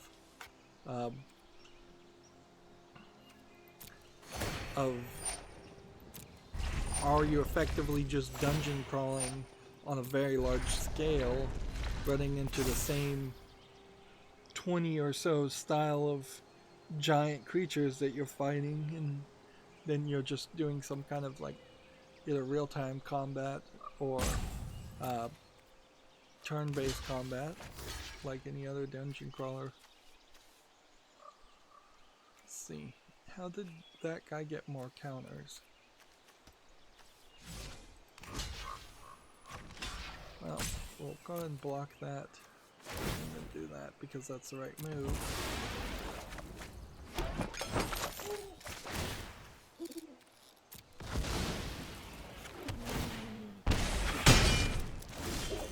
They even have a little different animation there now. Interesting. Put that on the field. Put that on the field. And then no attacks. In turn. Gamatsu has an article here. Diablo 4 quarterly update equals a user interface designer, controller support, co-op, and cannibal tribes.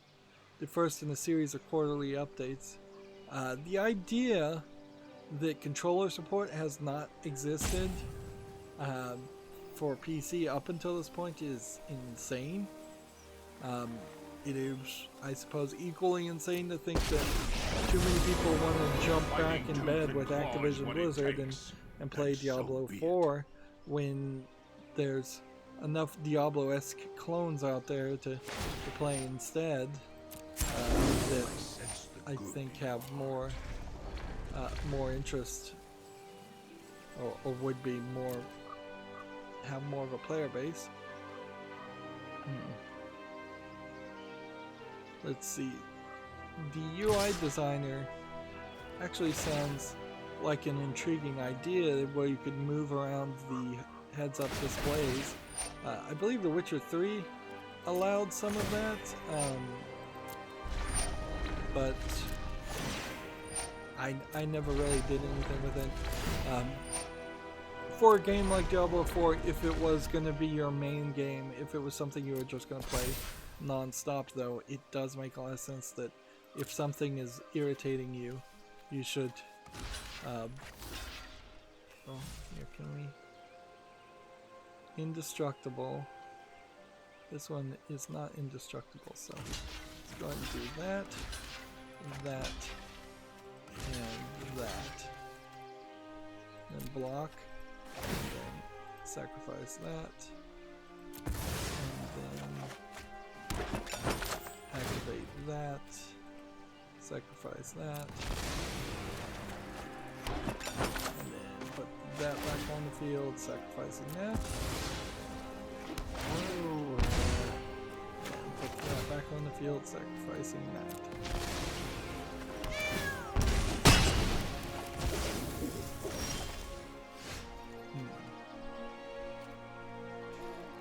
Yeah, until I get another mana, I can't do anything.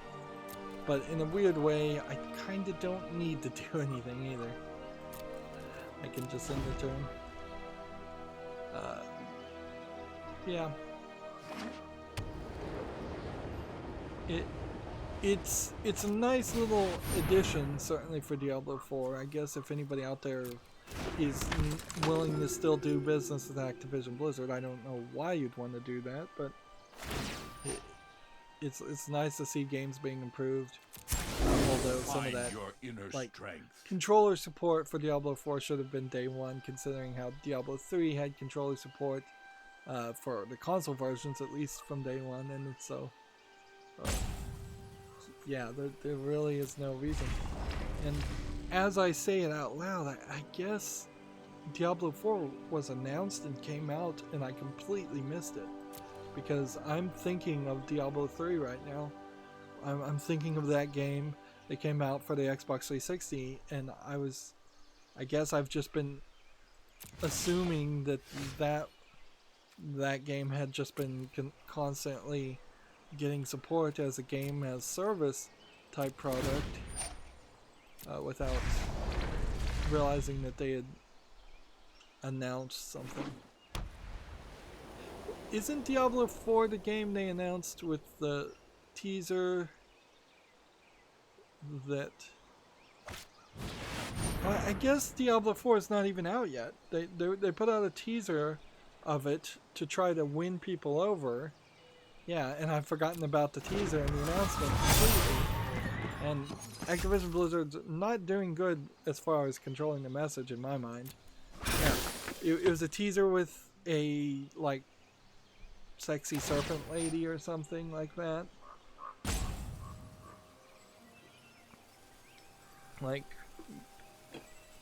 that's pretty much, I think, all it was. And so this quarterly update is just promising more things, which makes sense.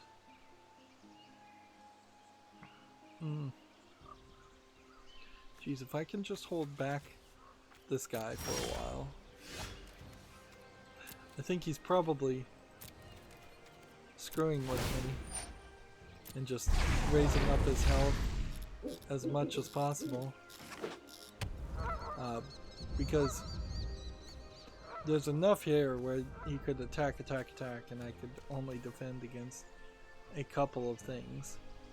Meanwhile, every turn I'm failing to do my part in this. So let's go ahead and show that we actually know what we're doing.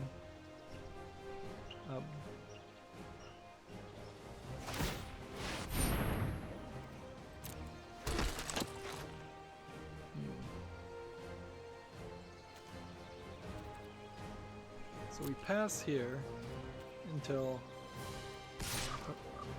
he decides to attack. Then, at this point, that's where we sacrifice this creature and sacrifice this creature. And I should have been doing that for the past couple of turns. And now it's asking, am I sure? Once it triggers that "Are you sure?" prompt, that's when it never stops asking that.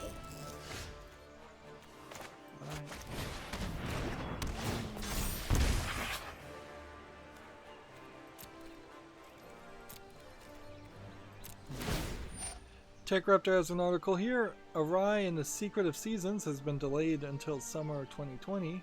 A game I have never heard of before. So, yeah. It's really another example of you really should not get hyped on these early announcement games because they get delayed like crazy.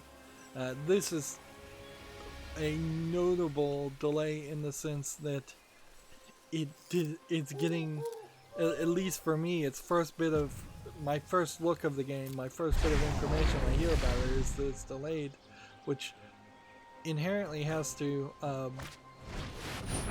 kind of color my opinion somewhat of the game and make me think, well, is this a game that will never actually make it to publishing?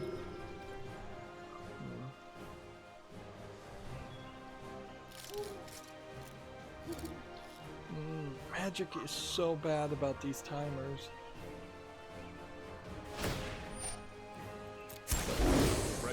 Like, why is it causing me trouble? It's the opponent's turn. We need to stop after attackers.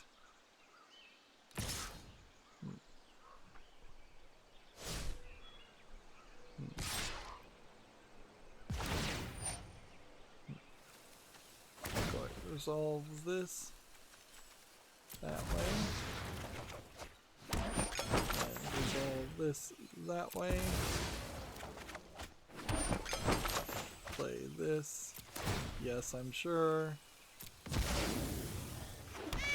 Play this, yes, I'm sure.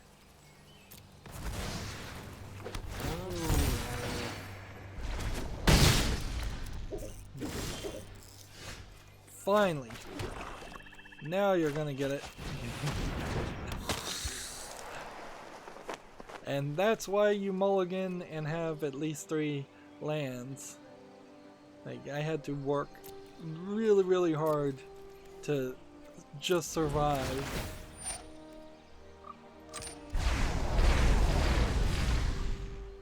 Meanwhile, my Blight Beetle is wreaking havoc on his deck. And now we've got several things we can do to start buffering up this guy like crazy.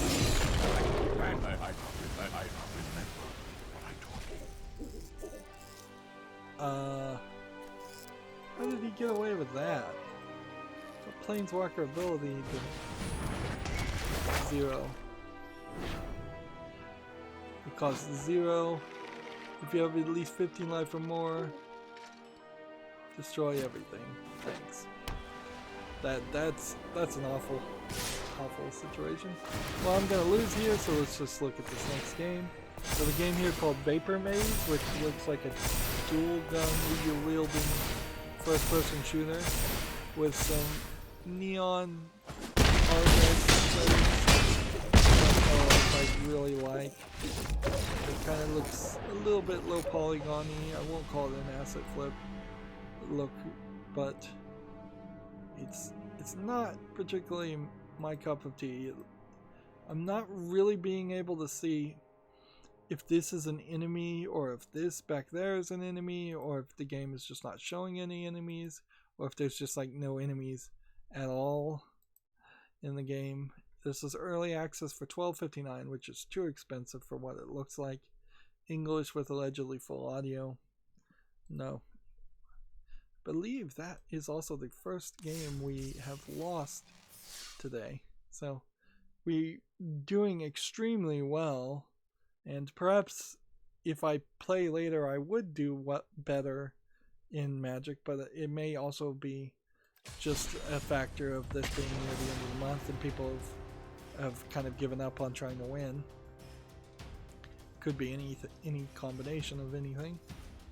Next we have a game on Steam called Void Monsters 2 The Blight, which looks like an RPG Maker game.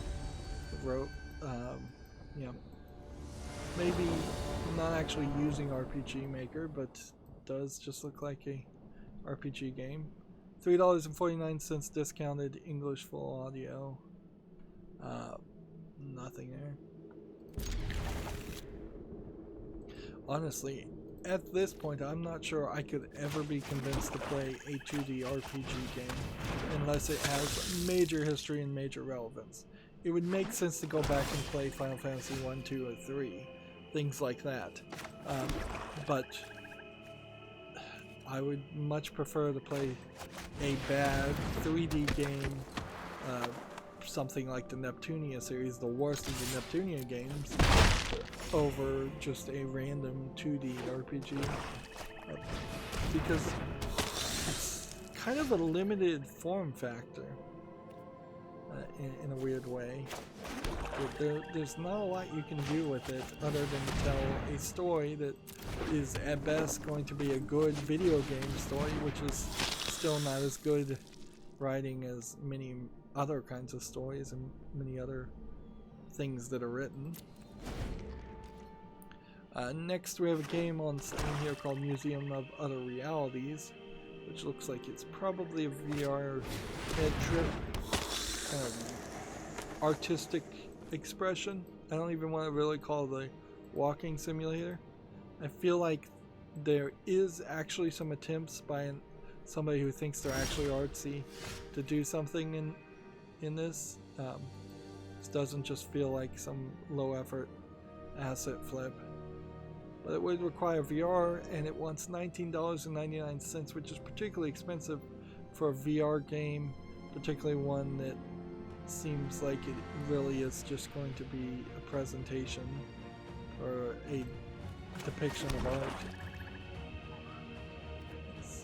Well, I'm going to go ahead and attack with that.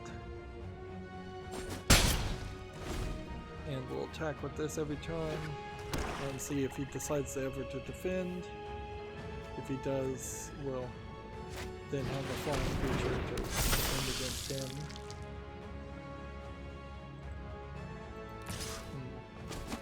Here's that other article I was talking about from TechRaptor. Tim microtransactions are coming in 2021. So, yeah. Let's see.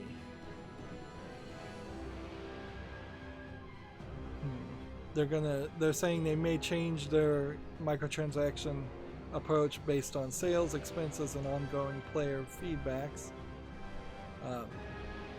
They're saying it's going to be for cosmetics and other non-pay-to-win rewards, which is the standard phrase you would say when adding microtransactions, no matter what the truth actually is. Because they will definitely try to sneak in the pay-to-win elements later on, once people have forgotten about it and gotten used to it. Next, we have a game on Steam called Cat Warfare, which looks like a first-person shooter. I'm not really seeing any cats. It looks pretty dark. Here's some kind of robotic fox. Maybe that's supposed to be a cat? I guess it is. Wow, what a weird combination of a low-effort asset flip first-person shooter to just throw in cats and think that would work. Honestly, at a certain point, it starts to feel like these low-effort games are being developed by, at least the general concepts are being developed by an AI that doesn't understand humans. This is $4.99 online only, English only, with a third-party EULA. Yeah, there's nothing to do there. In all honesty, if you were going to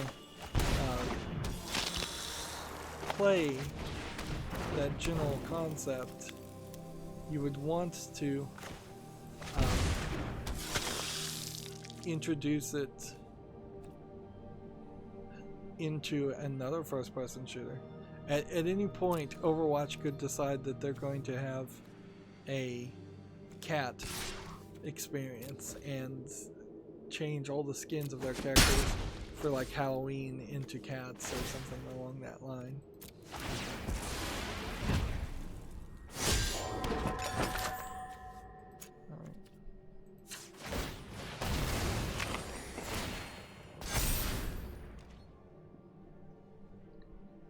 We're gonna have to see if this is gonna work.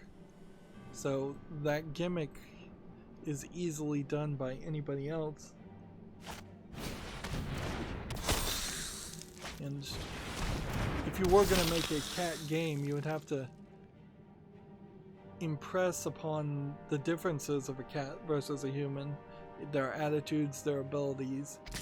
You'd probably alienate all the dog people out there that are the exclusively dog fans, or exclusive fans of dogs, or fans of exclusively dogs. I don't even know how you'd say that. I'm rambling.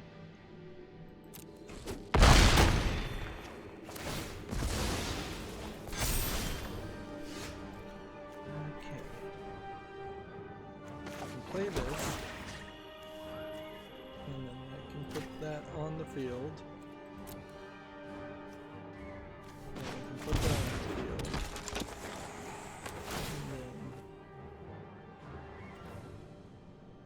gotta basically sacrifice that right now,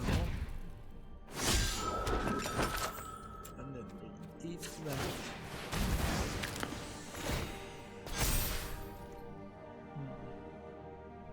And then no attacks.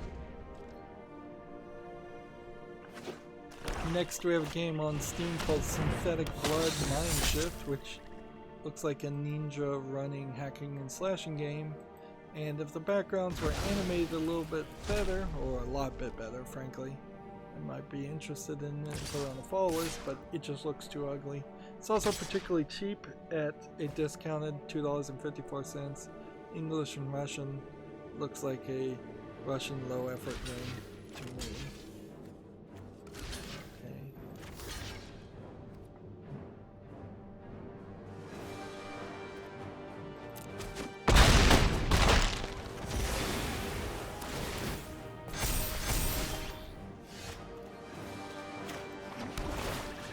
I cannot believe that this is going to potentially work, and I don't think it is actually going to potentially work.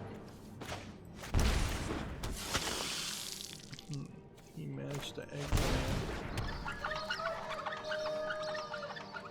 one of my cards. Okay. So let's attack here.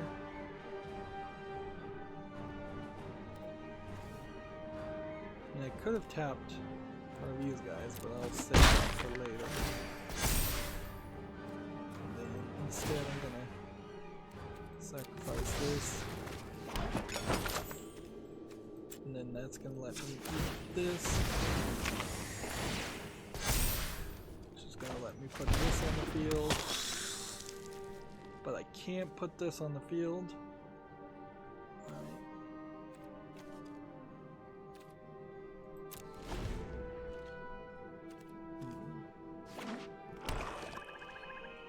Okay, tap this guy. Aha, now I gotcha. What are you gonna do about that?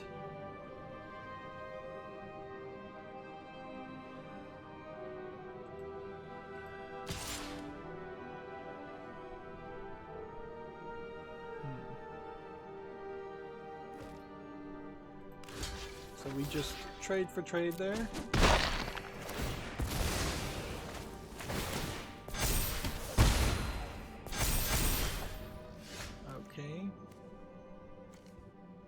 Do I have a way to do this the way I'd like to do this?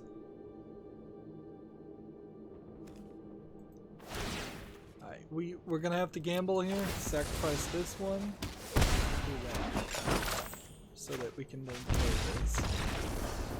Ah! I screwed up. I could have done that too. I just needed to have eaten a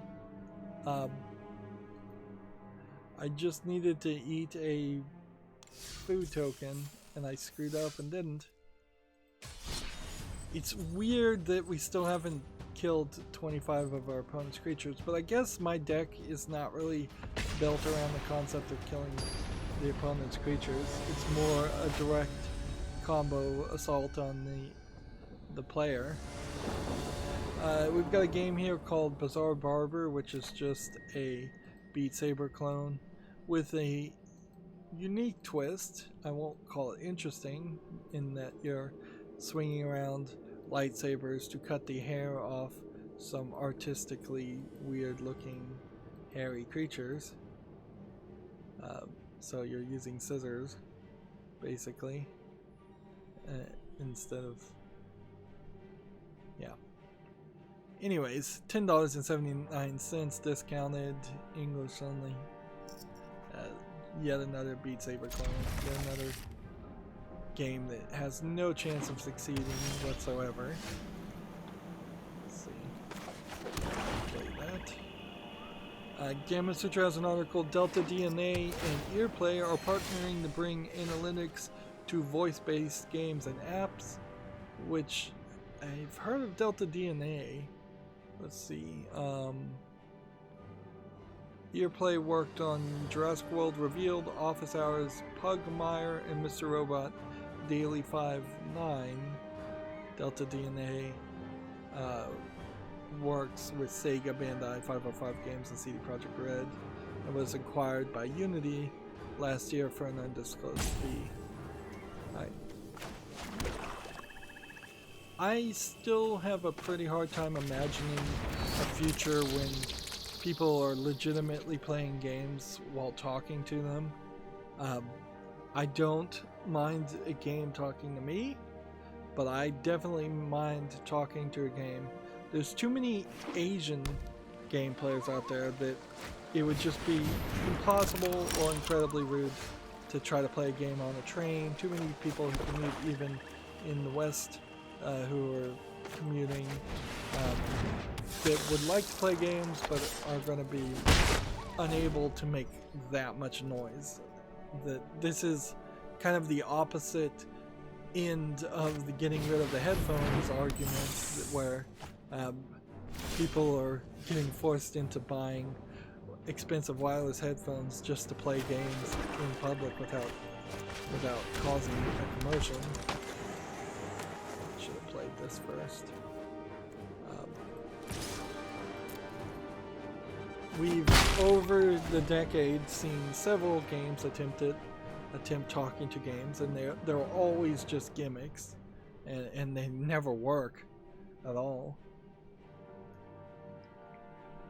I believe that remaster of the game Vanquish, unless I'm thinking of a different game, is actually a game that has voice active controls, and when I tried to spotlight it, they just would not work in any fashion. So even though people seem to love Vanquish, as somebody new to the game, I certainly was unable to learn it and play it accurately.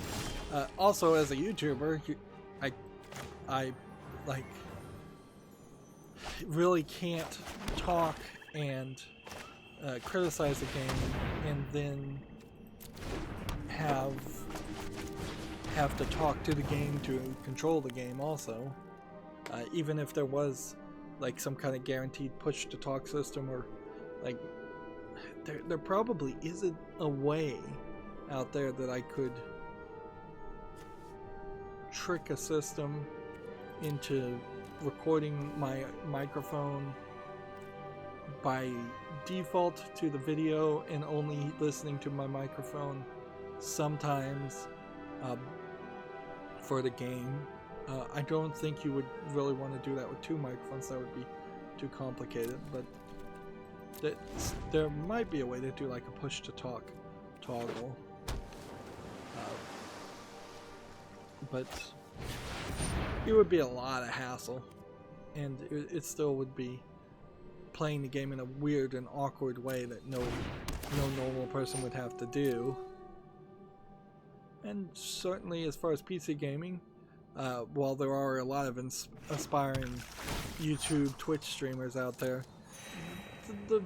there's a decent majority of people that don't have microphones enabled or have just built-in microphones into laptops that are not of any quality that it'd be reasonable to try and use them. Alright, well, I don't know what I'm supposed to do here. So we'll just do this.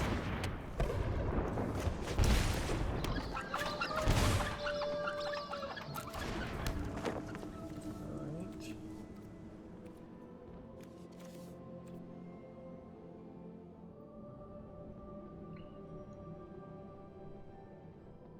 What I want to do is go ahead and just attack with all of these. And we'll see what they defend with, and hopefully he defends with something. And then we'll sacrifice with this if we get even one of these guys dead, which almost certainly we will. And then we'll play this to get rid of the rest of them.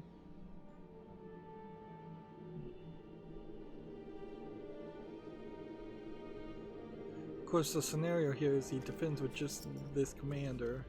He doesn't bother to defend this and this. Then I play something like that, which may still work for me. Really? Is he just gonna let it happen? Or was it just not his turn?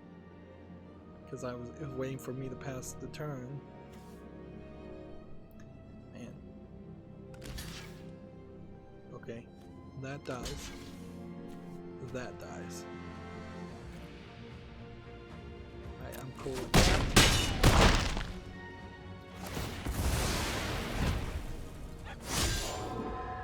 Okay. Now we sacrifice this creature. And then we play this. And then we play this. And that brings back this. Which then lets us play this. And we can go ahead and play this. And we can go ahead and do this. And this is just like a straight up board clear. And I can already activate Bola Citadel. Wow. We're doing really good. So he's gonna have to work really hard to defeat me. Let's go ahead and resolve this and see what that does. I can just play that. I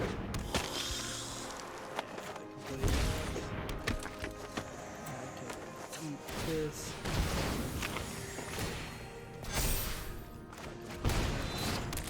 On the field.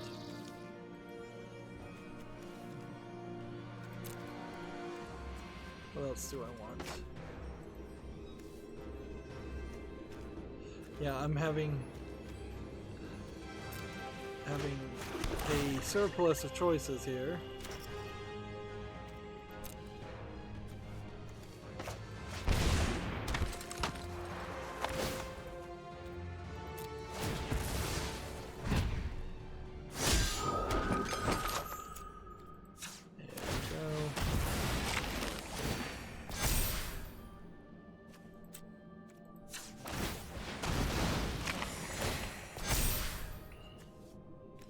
Alright, then we can't tap that, but we could attack with this, and there's really no reason not to attack with that, so attack. If he tries to defend, he kills his only defender, otherwise I get health, and upgrade, and everything I'd ever want. Plus he's down closer to 10, so without even using a Vindictive Vampire, I might be able to win this. All I've got to do is manage to do 5 health damage without losing too many people. Komatsu has an article here. The puzzle adventure game Shovel Knight Pocket Dungeon has been announced, playable at PAX East, so some people are still going to PAX East. It seems like the Shovel Knight developer announced several things, so we'll have some other articles, I think, to talk about it too. They certainly are trying really hard to make Shovel Knight like the new Mario. kind of ridiculously hard to make it to New Mario when it's like that meme from like Mean Girls or whatever it is, where it's stop trying to make Shovel Knight happen, it's not gonna happen. Or stop trying to make Shovel Knight a thing, it's never gonna happen. That's kind of what it feels like now. Although in all fairness, this Tetris style game is not quite Tetris. It doesn't look terrible. None of the Shovel Knight games look terrible. They just have a tendency to be kind of short and simplistic.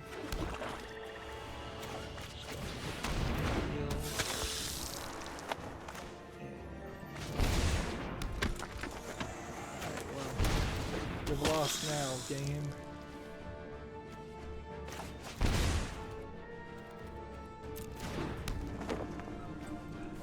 So, victory is ours. Let's see.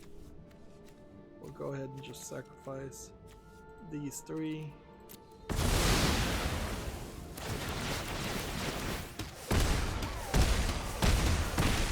So while I'm winning here, Shovel Knight Dig launches in 2021, and Hive Knight has been introduced. So, yet another Shovel Knight game. Yeah. I think the developer of Shovel Knight would have been better off moving on to a new series, just making another game. And the thing that it doesn't seem like they're really doing is working on or hyping up a sequel to Shovel Knight, like a pure Shovel Knight 2. I would also argue that Shovel Knight was a Kickstarter game that, while they gave a lot of updates and delivered, it seems like they've delivered on everything. They've done it over an extremely long amount of time, which I guess means they are one of the best examples of a Kickstarter game in the fact that they actually did deliver, and they didn't charge people more for the parts that they had planned on making anyways.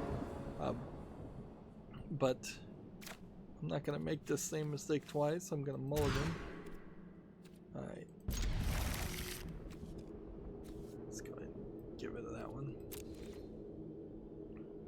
But yeah, there's definitely no indication that a Shovel Knight 2 is being actually worked on, or if it is being worked on, that it would be released in any kind of reasonable amount of time, or that the Shovel Knight developer is working on any non-Shovel Knight things.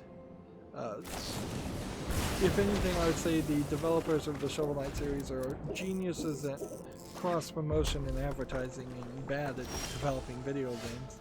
So, they would be, if I was the CEO of something like Ubisoft or EA, they would be a company I would think about talking about acquiring. I'd say, hey, let's acquire them and make them be in charge of our marketing division.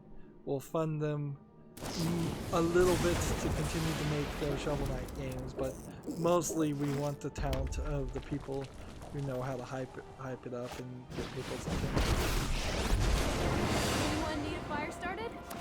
And no? maybe that would work, but I wouldn't be surprised if it didn't work at all either, because it might leave fans of the Shovel Knight creators feeling a little betrayed.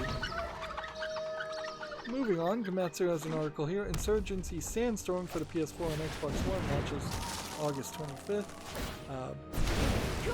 I guess this is a first-person shooter that came out in 2018 on Steam. It doesn't seem like... Just the problem here, Focus Home Interactive and New World are companies I recognize, but is there really room for a military first-person shooter that is in a Call of Duty or a Battlefield game? Like, can Insurgency somehow steal the reins from those two series that admittedly tend to be pretty bad at times? So maybe, yeah, I could see that maybe people, after the claims of boycotts, without actually doing a great job of implementing boycotts for the Modern Warfare shenanigans that have happened and microtransactions and all of that. Yeah, there might be a way.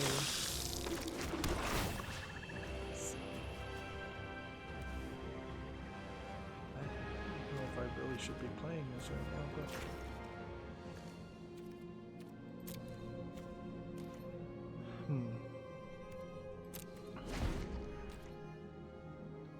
so yeah, I guess it would be interesting if something replaced what exists now. Fire spreads fast with help. Next, we have a game on Steam here called Beautiful Desolation, which looks to me like it is a sci-fi, almost homage to the original Fallout 1 and 2 games, maybe even with a little bit of Diablo elements to it. The thing here is this could be a really short game. Like Fallout 1 and 2 I don't think are particularly long games, 20 hours, 30 hours. You're nowhere as much as all of the bloat of the Fallout 3 game and Fallout 4. So this is $17.99 discounted, English and a bunch of other languages. It is from, I guess, the same developers as Stasis. So I'm going to put it on the fall list just for that reason, because there was, I think, something quite genius with the way they promoted Stasis's predecessor, which was a horror point-and-click adventure game where you played as this woman who was, I think, impregnated by aliens, and she's wearing this weird, like, chest protector, metal chest protector on her with this giant pregnant belly. And Stasis itself I don't think was really, just click on it and look, yeah, but it was a continuation of that story. So here you have that being mostly positive, very positive. This was hyped up pretty well as remember that spell. a point and click. It's still kind of a point and click, but it's kind of a horror point and click that you don't get too much of. And then, yeah, Kane, or Caney, was the free one, which I guess I may have not gotten the deluxe content for that. So here's Kane with this trailer that caught everybody's attention when it first came out. Very positive. So you wake up on this like weird monster medical table, and let's see if it shows. Come on, game, don't make me come over here. Alright, I'm gonna pause that video.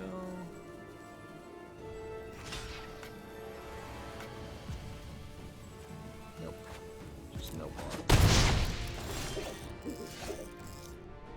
Alright, so back to this. So yeah, she's got this weird chest protector medical thing on her, showing off a very pregnant belly. And the game's so zoomed out you don't really see that too much, so it's not particularly explicit for that reason. It's kind of horrific for other reasons.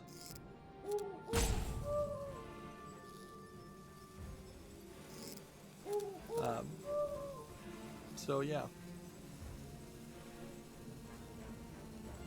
a third game in that series is interesting, although it is more thought-provoking, frankly, that I should go back. I should get Stasis and play it, and I don't think I own that. Doing follow-ups and continuations of series was a plan for my YouTube channel, and I do some of it, but typically what I do is I own Assassin's Creed 1, so it's particularly easy to also own Assassin's Creed 2, which is a really old game, and work on those really, really old cheap games than it is to say, here's a modern game, let's cover its modern sequel now, because that means I'm buying games at full price, which is difficult to justify. Can I activate this?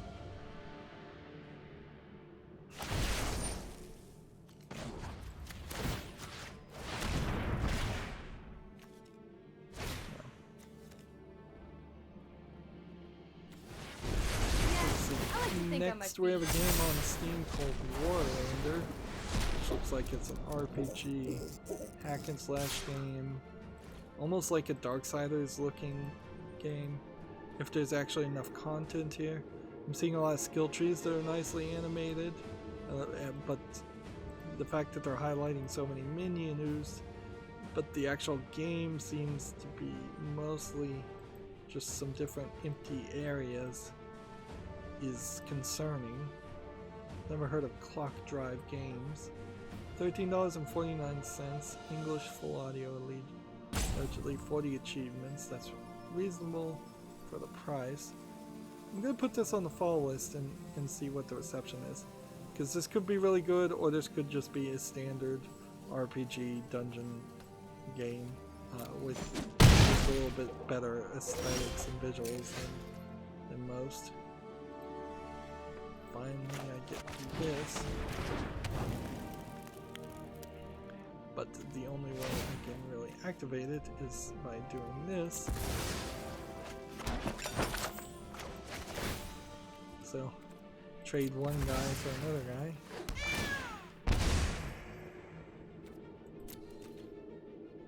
If I can keep my health up and get Bolas Citadel in the next turn, I might be able to win, but otherwise, not likely.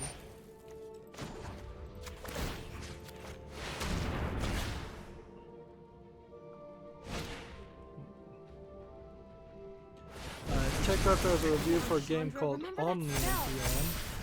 Omnibion? Yeah, it looks...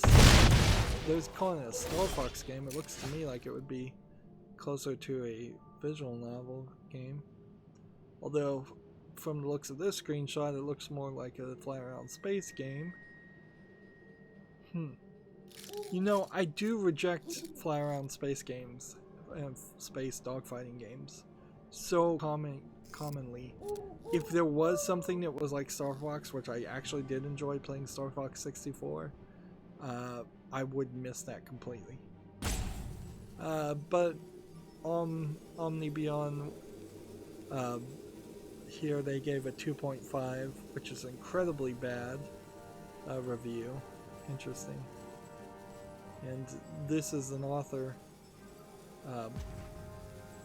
that's, at least I recognize this screenshot. It'd be funny if this screenshot was used for multiple authors of their reviews. So it's not a new person, so I trust somewhat at least the 2.5 review, and yeah, that makes sense. That being said, a Star Fox game would be nice. It definitely would be nice.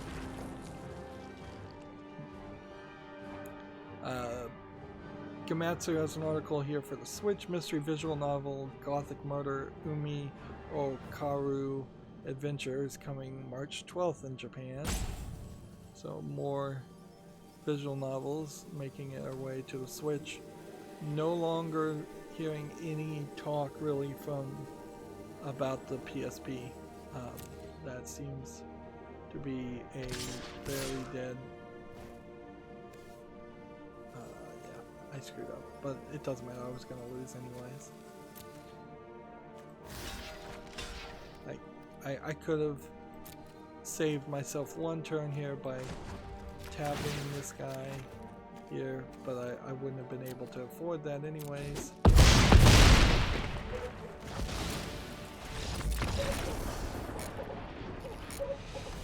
This next story, I think, is going to be hard to talk about because Uh, Layman Gaming is a YouTube channel that is an up-and-comer as one of the potential reviewers of video games. They're kind of industry insiders, even though they're Australian. They get invited to events, so they're kind of on the inside, and they tend, even though they're kind of ridiculous in what they're doing, they tend to be somewhat credible compared to, say, just a random YouTuber like me spouting off something as if I'm an authority on any of it. And so their take on this story is that they really just did not see evidence to justify what was being accused here. Seems like there was a bunch of tweets that had been deleted or hidden or something. And it seems like from Layman Gaming's opinion, so I'm just going to be a reporter here reporting on another opinion of someone else. It seems like they feel like it's unjustified, but the way this is phrased from Gamasutra's perspective, EA has banned a pro FIFA player from all their EA games for threatening messages and behavior. Both ends of extremes of this is believable.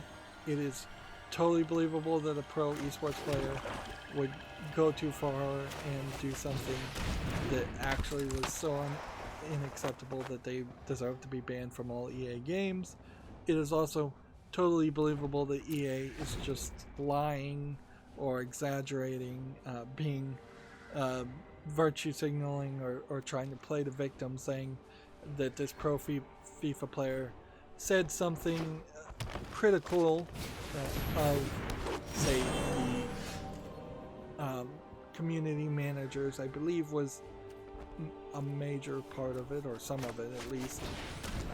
So you seem to be naming specific community managers and saying something critical of them, but it doesn't seem like that directly turned into or meant that they were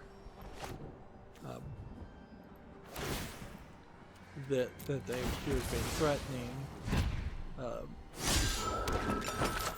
But okay, there seems like there's, well, geez, I didn't need to do that, did I? I thought I had more swamps, but I didn't, so sacrificing that guy to get a flying creature was unnecessary, and I probably should have saved the Witch's Oven for the next turn. So, the article continues from Gamasutra. EA has doled out a ban for Kurt0411 Finnick, a competitive FIFA player and streamer with a history of unsportsmanlike behavior. It seems like his YouTube account also has been attacked, for lack of a better term, for like copyright claims, DMCA claims, and the now lesser used but now growing in popularity private information release attack, which is to say that somebody's claiming that their privacy is being violated by what is being said in this. It does kind of scream like there is a butthurt employee of some sort at EA that is going after this guy, perhaps justifiably, perhaps not. The only quote here we can say: abusive and threatening messages and videos about EA employees and competitive players, and encouraging his online end quote is the reason for his ban. And then at the end of quote, and then there is a added on part here that's not quoted that says, and encouraging his online following to follow in his footsteps. So they're making a lot of claims here without a lot of evidence. Now, of course, though, this is a standard troll behavior, so take it one way or the other. Like, if somebody is going to act as a troll, they're going to make a bunch of offensive, potentially threatening, maybe even push the line into potentially illegal comments, and then they're going to delete all those comments and play the victim once they get attacked. This is really where EA would have had to been the grown-up, and they would have had to done their homework, and EA has not done the homework, so now EA looks suspect. The way you've got to do this is you've got to, one, be the grown-up, and like I said, and decide, is what he's doing free speech, or can it in any way be construed as free speech, or what is the blowback if we act on this even if we don't like what he's doing. 2, do your homework, collect, screenshot, and have all of that information ready to go, and be willing and have legal ready to post at least some of this information in some redacted way, because the problem now is it is EA's word against the streamer's word, and EA's word is not worth anything because they've done so many terrible things and they've lied so many times. So people are more than willing to side with a random pro gamer. So yeah, EA's dropping the ball as EA often does. Yeah, that sucks. So we need to block here, block in to trigger that. And it's not doing the are you sure yet. Then sacrifice that. And then sacrifice that. Still not doing the are you sure. Still not doing the are you sure. Oh.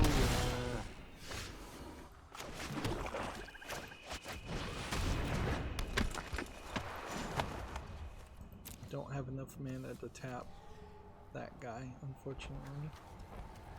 But I do have enough to just go ahead and attack if I want, so I might as well. Yep. Next story, we have Gamasutra here. There's an obituary for the Konami creator, Konami code creator, Kazuhisa Hashimoto. Now, I would like to be a little critical on how a lot of people have responded to this on Twitter, because there's a lot of people that are just putting the Konami code in their tweets and not linking to an obituary article or explaining what they're doing. There's a lot of people that just says the creator of the Konami code has died. I seriously doubt that anybody keeps their job for long if they just create the Konami code and nothing else in their entire career. Even in a union job in Japan, that's ridiculous. So there needs to be more information, more explanation about his life, and not just boiled down to something so simplistic, often not even bothering to say his name. So I had to go through like 10 posts on Twitter that did that. And I know people are trying to be nice, but you know, you should remember somebody for more than that. So the obituary goes on. He passed away at the age of 61, which is certainly not particularly old. He was a game programmer. Let's see. And yeah, they've got really nothing else to say about him. That's Gamasutra are pretty pathetic when they do these obituaries, which we're getting more and more as these people start to age more and more. But it is particularly bad when your entire life's career is just, oh, I invented the Konami code. On the other hand, as a YouTuber content creator, like, I'd rather be remembered for something than nothing. I've run into often on my channel, my best viewed video is a how-to video on how to use Hearthstone Deck Tracker in its old version with OBS, and how to set that whole thing up, and that got way more views than any of my other videos, and still gets a ton of views even though it's completely outdated and irrelevant. And yeah, if I was just looking for reviews, yeah, I would have switched my entire channel to just a how-to channel at that point, and given up on being a video game critic and doing the thing I wanted to do. But part of the beauty of starting a YouTube channel was to do what you wanted to do and not what would potentially be more successful. And who's to say how long that would have worked. Anyways. Alright, well, do I want to tap something? I can't. Alright, so we can kind of end the turn anyways. Yeah, I really wish there was a lot more information about him. Speaking of wishing for a lot more information, the Giant Bombcast this week, incredibly sparse. I think they talked about maybe 2 games for the entire podcast. Like, ridiculously nothing to talk about. It's not like last week's video game news was so incredibly large. There is a lot of people leaving GDC and PAX because of the coronavirus, and we even have an article of yet another company leaving one of those events because of the coronavirus, or concerns around the coronavirus.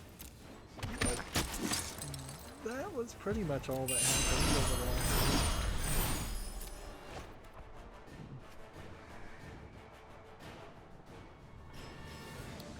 Next we have a game on Steam called Relo, which seems like it's probably supposed to be Belo and has been combined with maybe the idea of reload. Looks like a low polygon asset flip first person shooter on floating islands for no good reason. Early access $6.39, 26 achievements. It's a little high in the achievement count. Yeah. Nothing there that's interesting to me.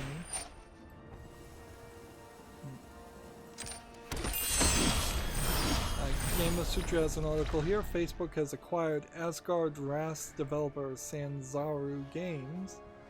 I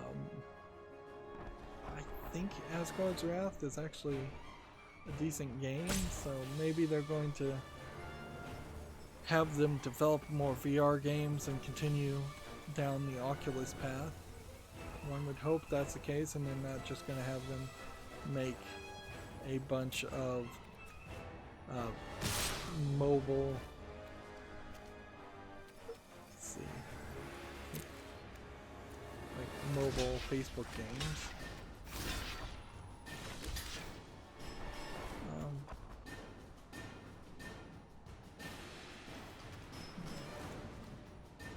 I kind of wish this guy would die, so we'll just do that. How about that? Sacrifice that. Submit that. And sacrifice that. Too much submitting.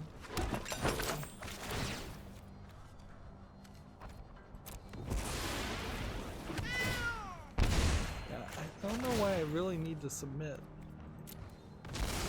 I would much prefer the submit button to show up and have to discard a card versus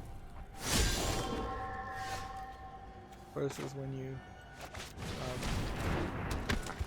have to sacrifice something that obviously you'd only be clicking on because you wanted to sacrifice it.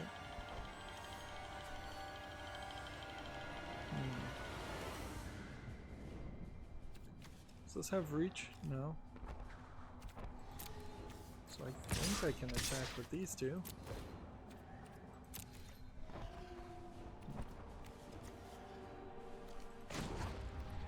Can't tap anybody.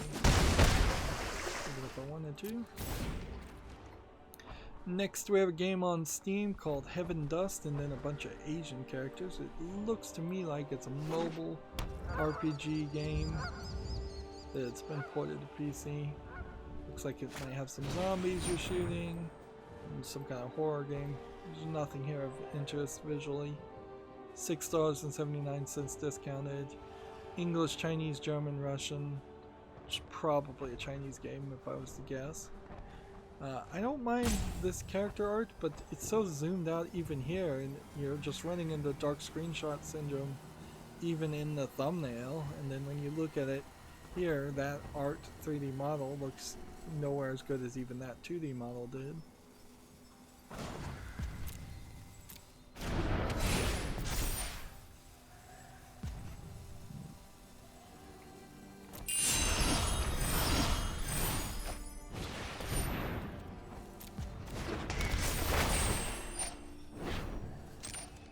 Come on.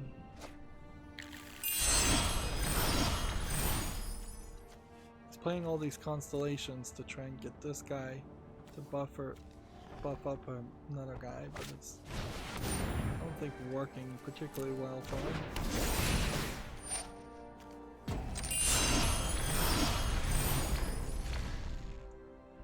TechRaptor has a feature article here. What makes a monster of fears made manifest in word, image, and play. It really is more just an opinion piece than anything else, with a bunch of screenshots of either games, movies, and other things. It's basically so there's no reason to really talk about it, and doesn't really have any impact on what future video games are going to be made, or how future video games are going to be made.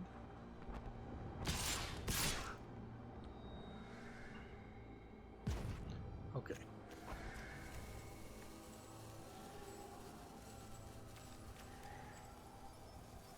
Pass this. Defend against this. And defend against this. And then I guess what I'll do is sacrifice this. And then just sacrifice this anyways.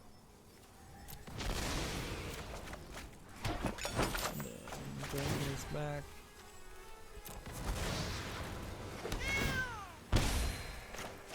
Bring this back.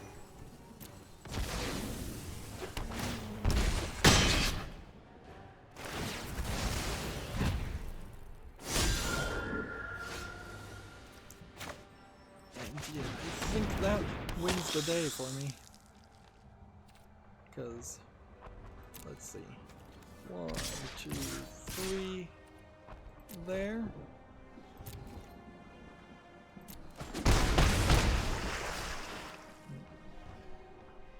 And then in the turn. Gamma Sutra has an article here. 2 of Riot's games' next few projects. 2 of Riot's next few projects are being developed with Unity. What a terrible headline. You have 2 as the number, so the word few shouldn't be there. It should just be 2 of Riot's next projects are being developed with Unity. The idea of saying next few projects is just to imply that it's not the exact 2 the 2 projects are going to be developed with Unity, which is not really implied in that sentence anyways, because if you're going to say you would phrase it more, the next 2 Riot games are being developed in Unity. So I don't know if you have a native English speaker writing these articles half the time.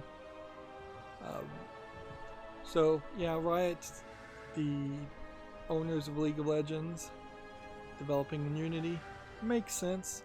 Unity opens the door to making mobile versions a lot easier than, say, Unreal or your own custom engine, and I think League of Legends would definitely want mobile versions of their next games.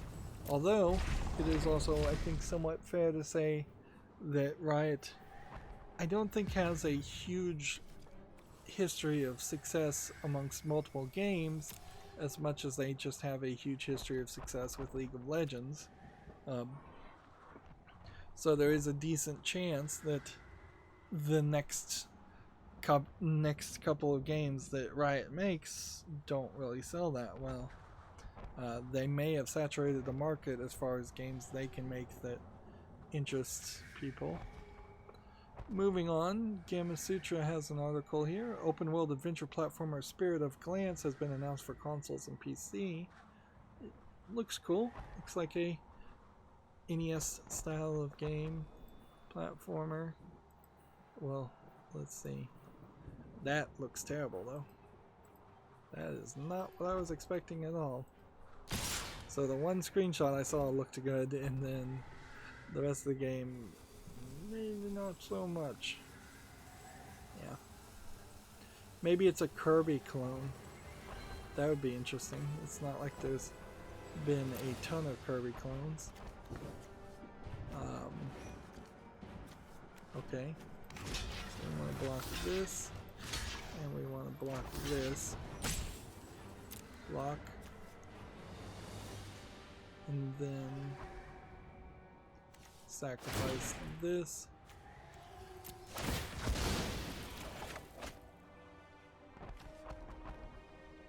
And can I synchronize here? Because I want to activate this too. What's he doing? Is he trying to counter my thing, or does he have to pass?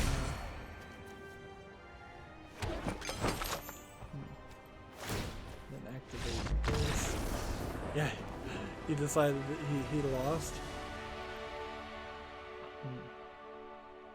This is working really well, this deck. As long as I don't play ranked. As long as I don't play ranked, it's working really well. We had a ton of games left over from Monday. I'm not sure we're actually going to get to those at this rate. Next we have a game on Steam here called Crowns and Pawns Kingdom of Deceit, which looks like it's a point-and-click adventure game with 3D animation, which looks interesting. Although I would like to make reference here. Let's see. So apparently riding on a train or something with this guy, and same posture in this cutscene as where was the other one I saw? Must have been in the video. Let's see. We'll see it here in a second. This other cutscene. But in this other cutscene, she's wearing here. Pause. She's wearing what looks like either a tracksuit. On first glance, it looked like a swimsuit of some sort. And that would seem extremely, extremely weird. And I guess this is a bus that they're riding on. Like, nobody's going to be arriving, even if you were in, like, a swim track. Well, either way, yeah, you're not going to be arriving in your outfit for a track event for swimming or running. Like, the idea that any kind of event would happen and there wouldn't be a changing room made available to you is kind of ridiculous. And if it were a swimsuit, riding back in a wet swimsuit would be particularly uncomfortable, unhealthy, probably. So not something you'd want to do. It's something that might happen in an emergency, but it wouldn't be something that you would depict. So what does that have to do with that point-and-click adventure? Not really anything, other than maybe they didn't think things all the way through. And if they didn't think things all the way through in that aspect, they maybe don't think everything through in the rest of the game. But reviews would tell me that way more than baseless or nearly baseless speculation on that game. Probably shouldn't have played that, but whatever.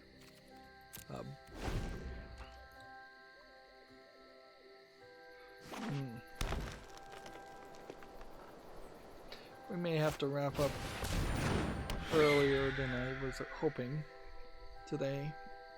My back is still killing me, and it feels like it probably will kill me for the rest of my life until it actually does kill me. You know, shifting in the chair is still causing spasms on rare occasions, and that's certainly no fun. We have a game here for the Switch. Romance visual novel Nin Nin Days is coming March 12th. An Akihabara is set story featuring a clumsy female ninja. So yeah, this was first launched on Steam in 2019, and we don't have any other screenshots for it. So let me click on this and see. That, in a weird way, that might add some relevancy to it. It is tagged on YouTube as having nudity. Let me see if these screenshots are YouTube family friendly. Yeah, they look fine. So here's it on Steam for Nin Nin Days. So yeah, Ninja Girl and lewd events with sexual content and nudity. $12.99. People like it. I'm gonna put it on the follow list. Actually, come to think of it, there's really no reason not to just put it on the wish list. Doesn't mean I'll buy an adult game ever or be able to cover it, but if I am being fair and holding games to the same standard and not just arbitrarily excluding adult games, it deserves to be on the wish list. Plus, if people really want to support me and gets me adult games, I'm more than happy to support the industry and buy adult games that I never get around to playing. Way more than I would be buying, or say, a AAA game and supporting an industry I don't really want to support. Like, it would be silly for me to buy Call of Duty, because I'm probably never going to buy Call of Duty, nor do I really want to support the developers of Call of Duty. I guess this is my turn. So I'm just gonna attack here. See what they decide to do.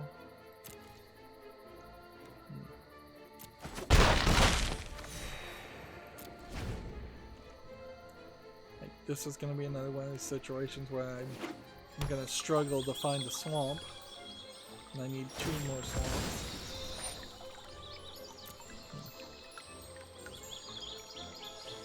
Next, we have a game on Steam called Stilt Fella, which looks like an interesting tech demo of playing a game on stilts and doing some small challenges on stilts, but it does also look way too asset flippy and not like a finished follow concept. I feel like if you were gonna have a game where you played on stilts, that would have to be like one sequence that would be a very comedic, Jackie Chan-esque experience. Right, so these guys are flying, so I should be doing this every turn, and kind of failing to realize that. Okay. This is all creatures able to block that do so. This guy has first strike. Oh, this is gonna suck. I'm gonna go ahead and attack this way. And when he defends with first strike, that just kills that, doesn't it? And first strike does work with defending. I didn't quite understand that. Stilt Fella is $8.49 discounted, and a bunch of languages supported. But yeah, that's too expensive. Interesting idea. Something you could have as a gimmick inside a bigger game, not something that I think can be a product on its own. Let's see. Gamatsu has an article here for the PC and PS4. Predator Hunting Grounds trial weekend is set for March 27th to 29th. Play solo as the Predator or team up with 3 other on a fire team. So it looks like it's an asynchronous 1 versus 3 game, which they've been trying to make games like that work, and they never seem like they really do work. This looks interesting enough, but without a story, which it seems like there will be no story here, and a single player mode, which don't get confused when they say play single, they mean play single as the Predator against other online players. At least that's my understanding of it. Okay. This guy can't block. Thanks for that. This guy has to block. And this guy has to block, which leaves him wide open to win. Interesting. And pulling off this, say he's sacrificing this, doesn't stop him from still attacking the other people.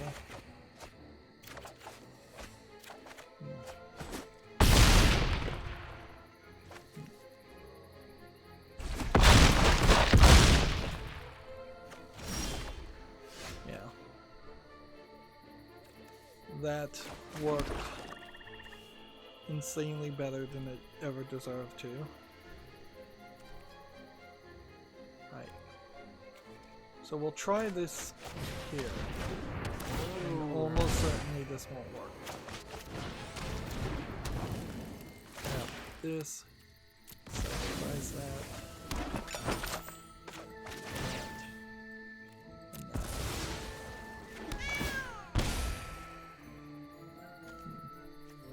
Yeah. I could sacrifice one more familiar, do one more damage, gain one more health. That's pretty much all I can do though. I would have needed to get these on the field earlier, and I was just overpowered by that. By his successful development of a lot of buffered up characters despite my Blight Beetle. So the Blight Beetle did not stop this guy from getting buffed, which he's getting buffed by an enchantment. Let's see. Next we have a game on Steam called Catalinda Catlandia Crisis at Fort Pawprint, which looks to me like it's a cat-based RPG with some kind of flat animation to it. This is $4.99, no discount, English only. I'm gonna put it on the follow list because, like, if there's actual effort here, it might be good. Otherwise, it's probably pretty bad. There is also an argument that the one cat-based game out there with its sequel saturates the market as far as games where you play as cats and RPG elements. Like, fully.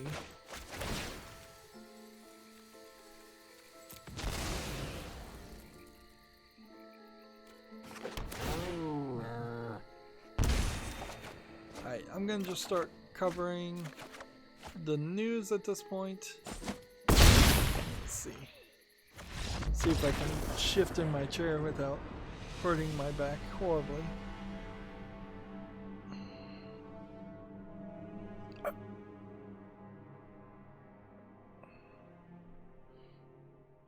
The answer to that question was no, I can't.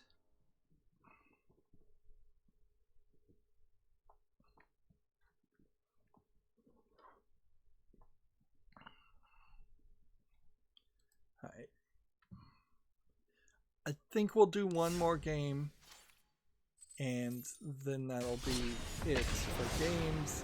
If we have other bits of news that we need to talk about, we'll do that without playing games. Gamatsu has an article here. Golf with Friends is coming to the PS4, Xbox One, and Switch in 2020. Golf with up to 11 of your friends. I feel like Golf with Friends has been in early access. Yeah, it's been on Steam in early access since January of 2016. Is it still in early access at this point? Yes, it is. At that point, I'm gonna try and remove that from my wish list, and that requires work. So I'm gonna leave that where it is and deal with that off screen. 4 years on early access is unacceptable. And then coming out to consoles and still claiming to be early access is unacceptable. Gamatsu has an article here for the PC, PS4, Switch, and Xbox One. Harmonix has announced a DJ music game called Fuser. Here you have a CG DJ girl. Questionable. I would imagine it's not going to include any plastic DJ item. And there's a list here of songs that I probably don't care about. Not a lot of songs being mentioned here. What a DJ game like this needs to do is it either needs to run off of a regular controller. It probably needs to do that regardless. But then secondarily, it could run off of a tablet or smartphone where you're swiping your fingers. Any kind of touch screen, really. Swiping up and down to shift the record player and move the dials and such. This would be bigger news if it weren't for the fact that it's probably going to be delayed and it's been so long. The Black Mesa fan remake of Half-Life has a final set date for March 2020. 14 years. Let's see.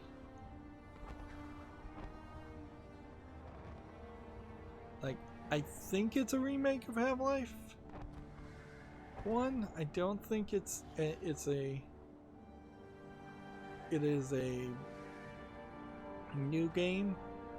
If it was a new game, then you get into some weirdness. I mean, either way, you get into some weirdness about Half-Life Alyx potentially coming out really close to Black Mesa, or Black Mesa coming out really close to Half-Life Alyx, and them cannibalizing their own fan base, of which it seems like there's a lot of fan base for Half-Life still, but I wouldn't be surprised when people actually have to put their money down if there's a lot less than you would think. Like maybe a rabid large number of people that pre-ordered the game and then extremely low post-release sales as the people who wanted it bought it, and that was that. Like Half-Life 3 would be the pinnacle, it really would be the pinnacle Kickstarter game just because of that factor. People would totally Kickstarter Half-Life 3. Trample and lifelink, which means I can just attack this if I want to. Gamatsu has an article here. The retro-inspired racing game Hotshot Racing has been announced for the PC, PS4, Xbox One, Switch, and PC. I wish there was a phrase to say everything, but if I said everything, then that would potentially include Stadia and GeForce Now and other services that I wouldn't be thinking about. Hotshot Racing here looks kind of just like a low polygon racing game, but you know, we need some kind of Mario Kart competitor on PC, and this might be the best option we're gonna get. even though it does look pretty ugly. And that does look pretty bad.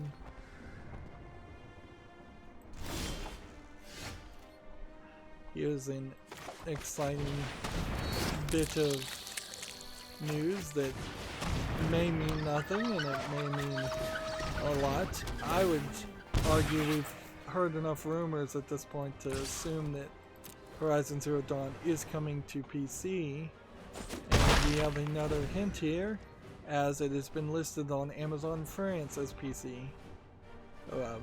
So yeah, I would love to play Horizon Zero Dawn, although it's gonna be kind of hard to justify playing it now because it kind of doesn't have any relevancy until they announce like Horizon Zero Dawn 2, which if they announce that, then that brings it back into the conversation. There was another article, I don't know if I have it, where the Sony was specifically talking about how they weren't really planning for exclusives during the launch window of the PlayStation 5, which sounds like an insane thing for Sony to do. So if that's truly how things are going to go, that's going to be bad for Sony PlayStation. Like the one thing they had going for them was their exclusives.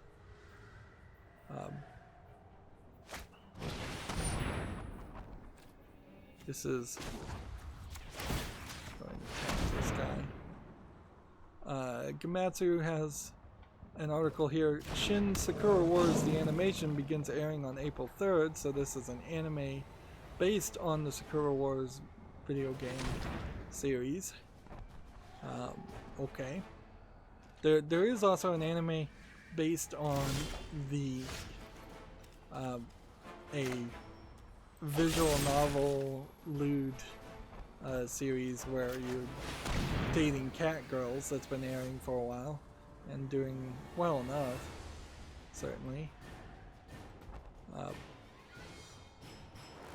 Okay, I was wrong. Let me correct this. For the record, it was not Sony, it was Square Enix that said they have no plans to release titles exclusively for the next generation until somewhat further down the road.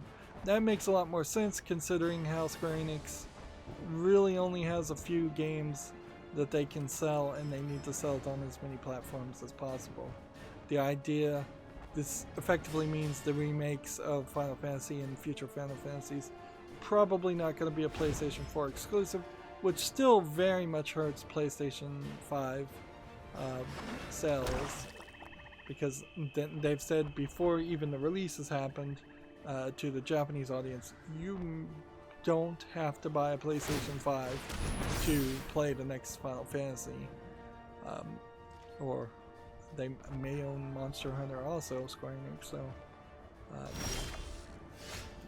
that's a pretty big statement.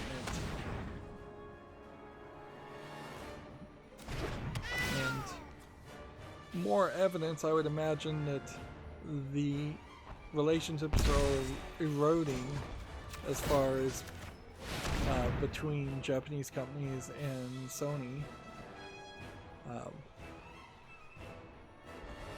Let's see. Gamatsu has an article here.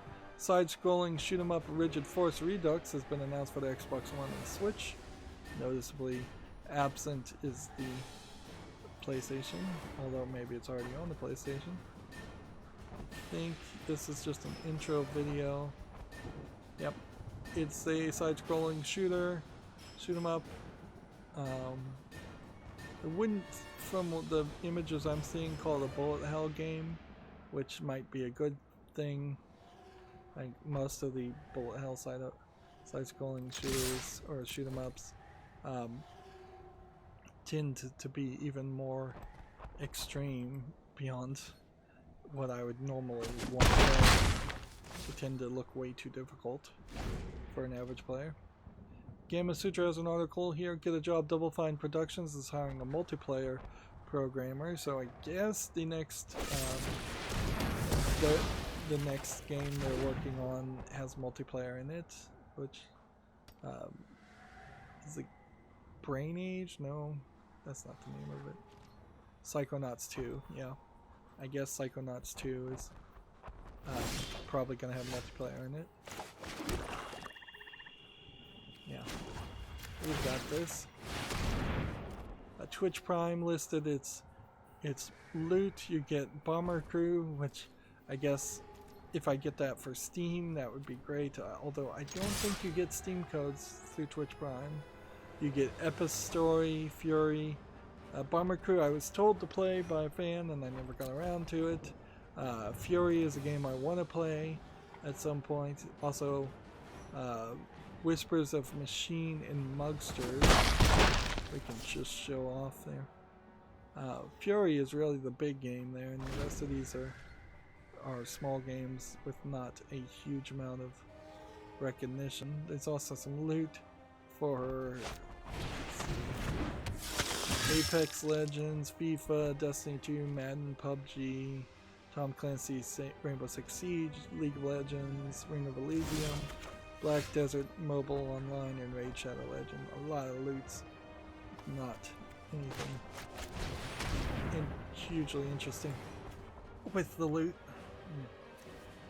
See, that was a back spasm that I don't even know where that came from. This is getting worse and worse. Let's just finish this game and then I think we're gonna have to wrap up. And I think I'm gonna have to curate my news and the games for Friday, or we're just gonna have stuff left over. I think I could just do this, and I think I can win anyways. Square Enix trademarked Gunslinger Stratos World in Europe and US and Canada. Looks like it's probably some kind of RPG game. There are a few anime things called Gunslinger, but I don't think there's a series around that way. Kojima Productions appoints Jay Bohr as the new global head of marketing and communications.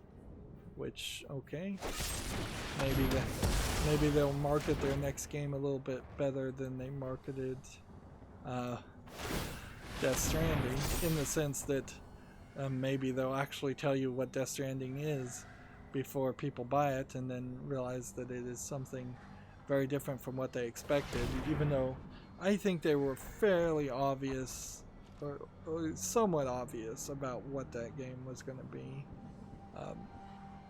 Some people definitely feel deceived. VVV Tunia launches July 2nd in Japan. New virtual idols have been confirmed. The next Neptunia game. I think it's coming to the West. Do I want to block? No, just do no block.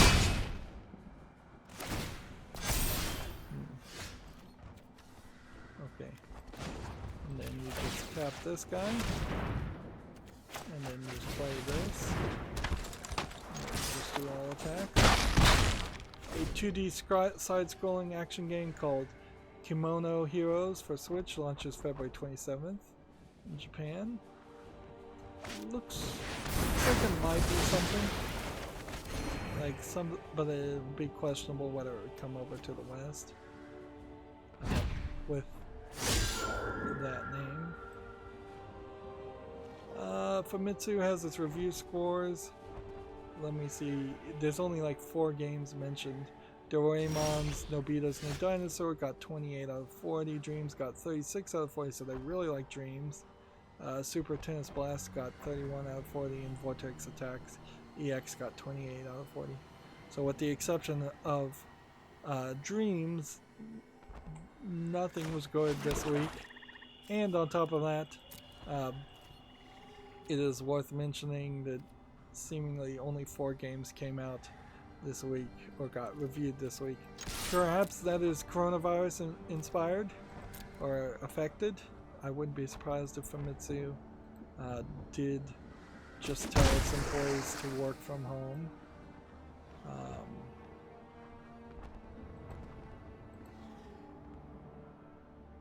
Yeah, that may be exactly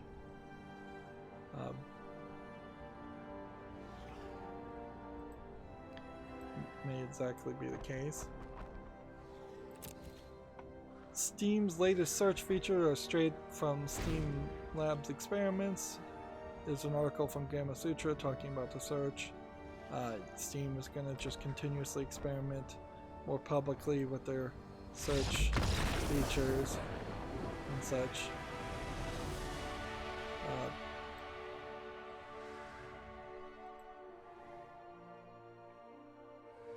Okay.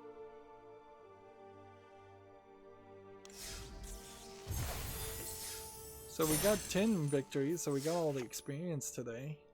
But yeah, I guess maybe over the weekend and even on Thursday, if I just stayed in bed and played Magic, that would be something to do while laying my back heal. It's not really what I want to do, though. I want to finish Batman Arkham Asylum, and I have scheduling that needs to happen. Let's just start going through some games and close some things. We have a game here called Porsche Hall of Legends VR, which seems like it's a real Porsche game. It's free to play. So if you like Porsche cars and want to look at them in a VR element, it does not look terrible. It is basically an advertisement, but it would be the equivalent of going to like a Porsche museum.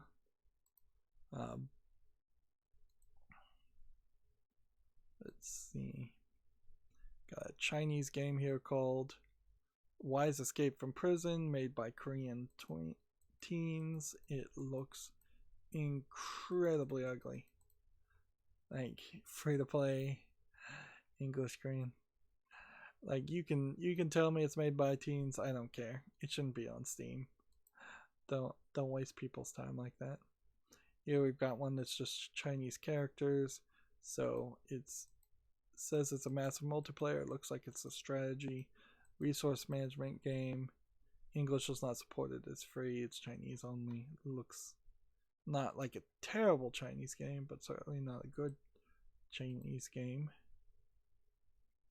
Here we have VEGSIM Overhead Crane Simulator, which this feels more like a virtual reality training software than an actual game that people would want to play.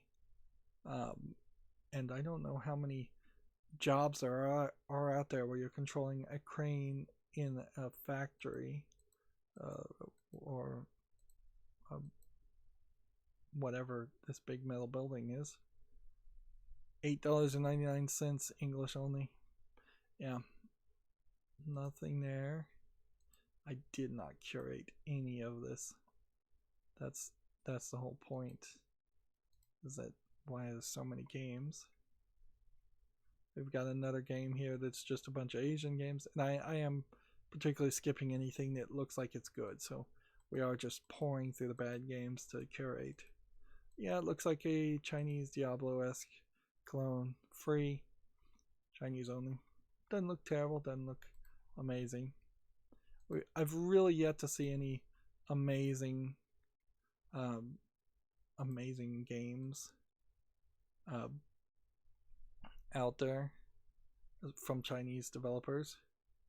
Here we have Anime Artist 2 Lovely Danya, which seems to be an anime character that just talks to you, and some standard images here. And I think Anime Artist 1 was kind of like you're playing a visual novel of somebody who's an artist who draws anime. Be interesting to see what the reviews on the first game was. Well, they said positive. It was tagged nudity. So they seem to be going down that route, although this one doesn't even seem like it's being tagged nudity. It's an interesting concept for a series of spin-off anime games, but they're particularly cheap too. So I do like this full English audio, if it really is full English audio, but it does feel like it's a paint by number mini game, so not a lot going on there.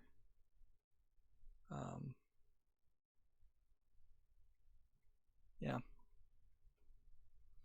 So I don't know. There might actually be an idea in that if you don't want to embrace and play a full visual novel, but you want to get halfway towards it and play a connect the dots mini game in the same way that Huniepop is not a full visual novel, but instead is a match 3 mini game.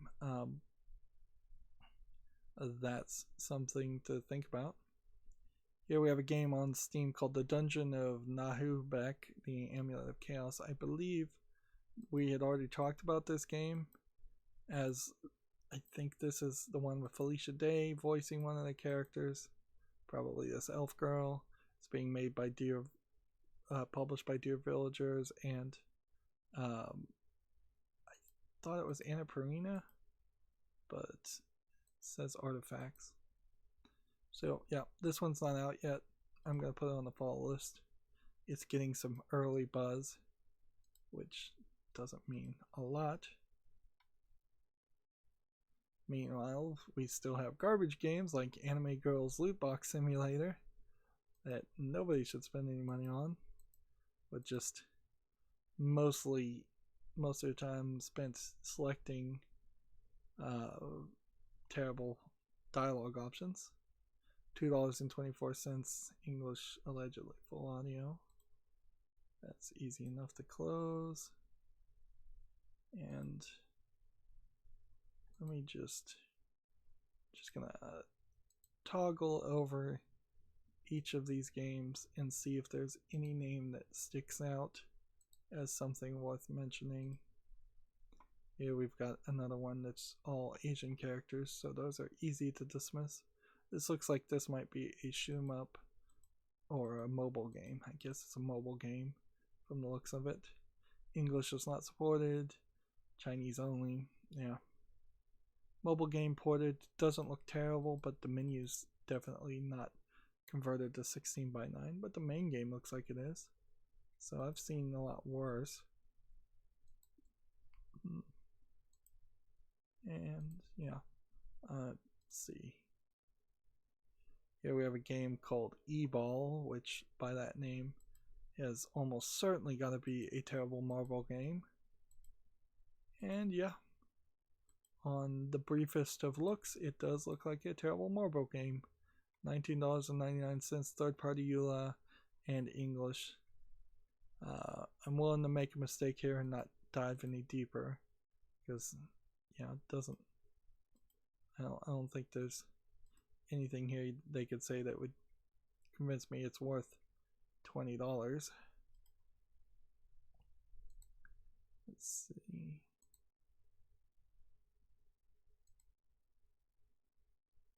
We have a game here called Super Arcade Boy and Goodbye Greenies, which is clearly a collection of old arcade games. Mostly it seems like it's just a shoot 'em up game.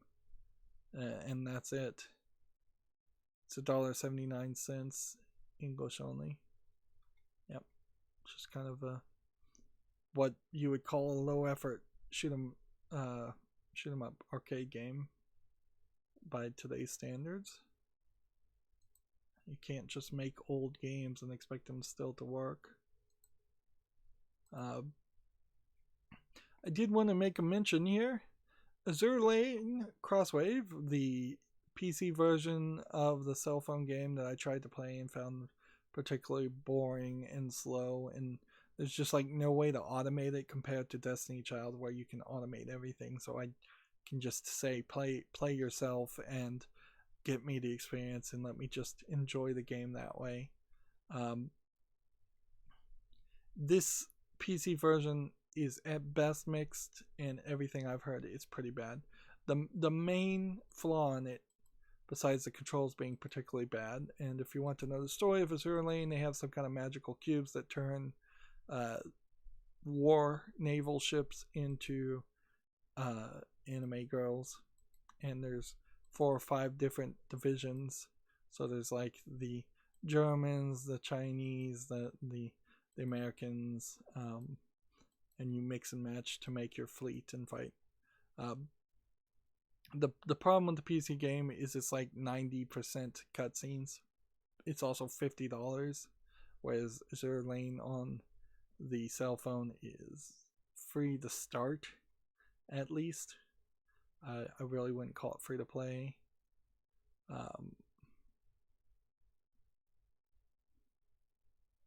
Let's see. So just a lot of negative reviews about how it actually plays and how it was actually ported, which is not the way you want to go if you're going to make that special effort to bring over a cell phone game that has done fairly well. Azure Lane is like the one of the top 3 games often in weekly sales. So people are enjoying it on the cell phone side. So if you're going to make that transition and port it to PC and you're a success, you can't half-ass it. You have to whole ass it. You have to put as much effort as possible into it to open it up to a new audience and satisfy the desires of that new audience, who will be different and need to be treated differently. Humble Bundle now, we have a natural and digital painting kit, which for $1 you get what I think is a kaleidoscope software of some sort. And if you pay more than the average of $18.45, you get Flame Painter and Particle System Flame and Particle System Reborn.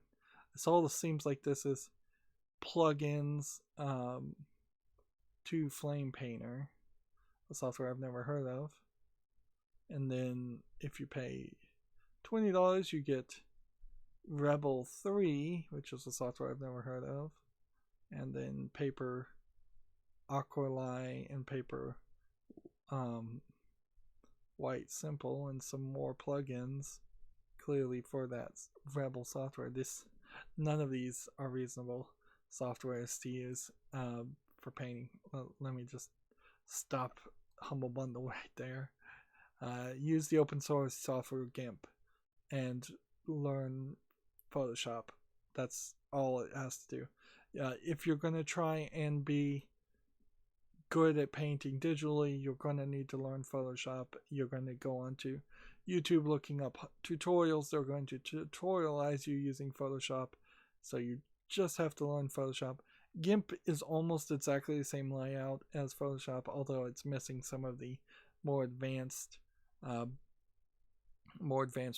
and features that more recent Photoshop things have got. But you can definitely do what you need to do with Photoshop. And I would also argue that perhaps you don't need to start digitally when drawing. You're probably way better doing 10 years of apprenticeship, teaching yourself to draw physically before you even touch a computer than trying to learn from day one while touching a computer, because the concepts in Photoshop are taken directly from drawing and art classes that you would take otherwise. There's also a Doctor Who mixed bundle that doesn't seem like it includes any video games for Doctor Who, of which there's only a couple. Instead, it has comics and audiobooks. And then that brings me back to my Twitter feed, and it would have to be pretty much a huge bit of information for me to really want to talk about it, because my back is just in really bad shape. See. Roblox raises $150 million for game making and game playing platform. We'll talk about that on Friday. A new Chinese visual novel game has been released. We'll talk about that on Friday if we get around to it. Shiver, SHIVER, is hiring a game programmer and software engineer. Let's see.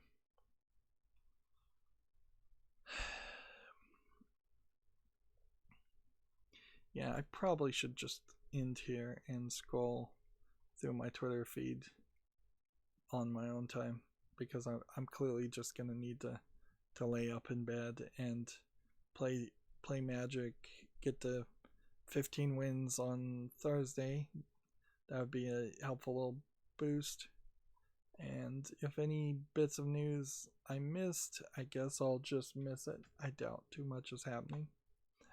So that's going to be it for this stream. As always, I ask you to like, share, subscribe, comment, and watch every second of my videos. If you want a friend or follow me on any social media sites, there's a bunch of links down below. And if you want to support me further, there's a link to Patreon, or you can friend me on Steam and gift me a game off my wishlist. Thank you for watching. Have a good evening.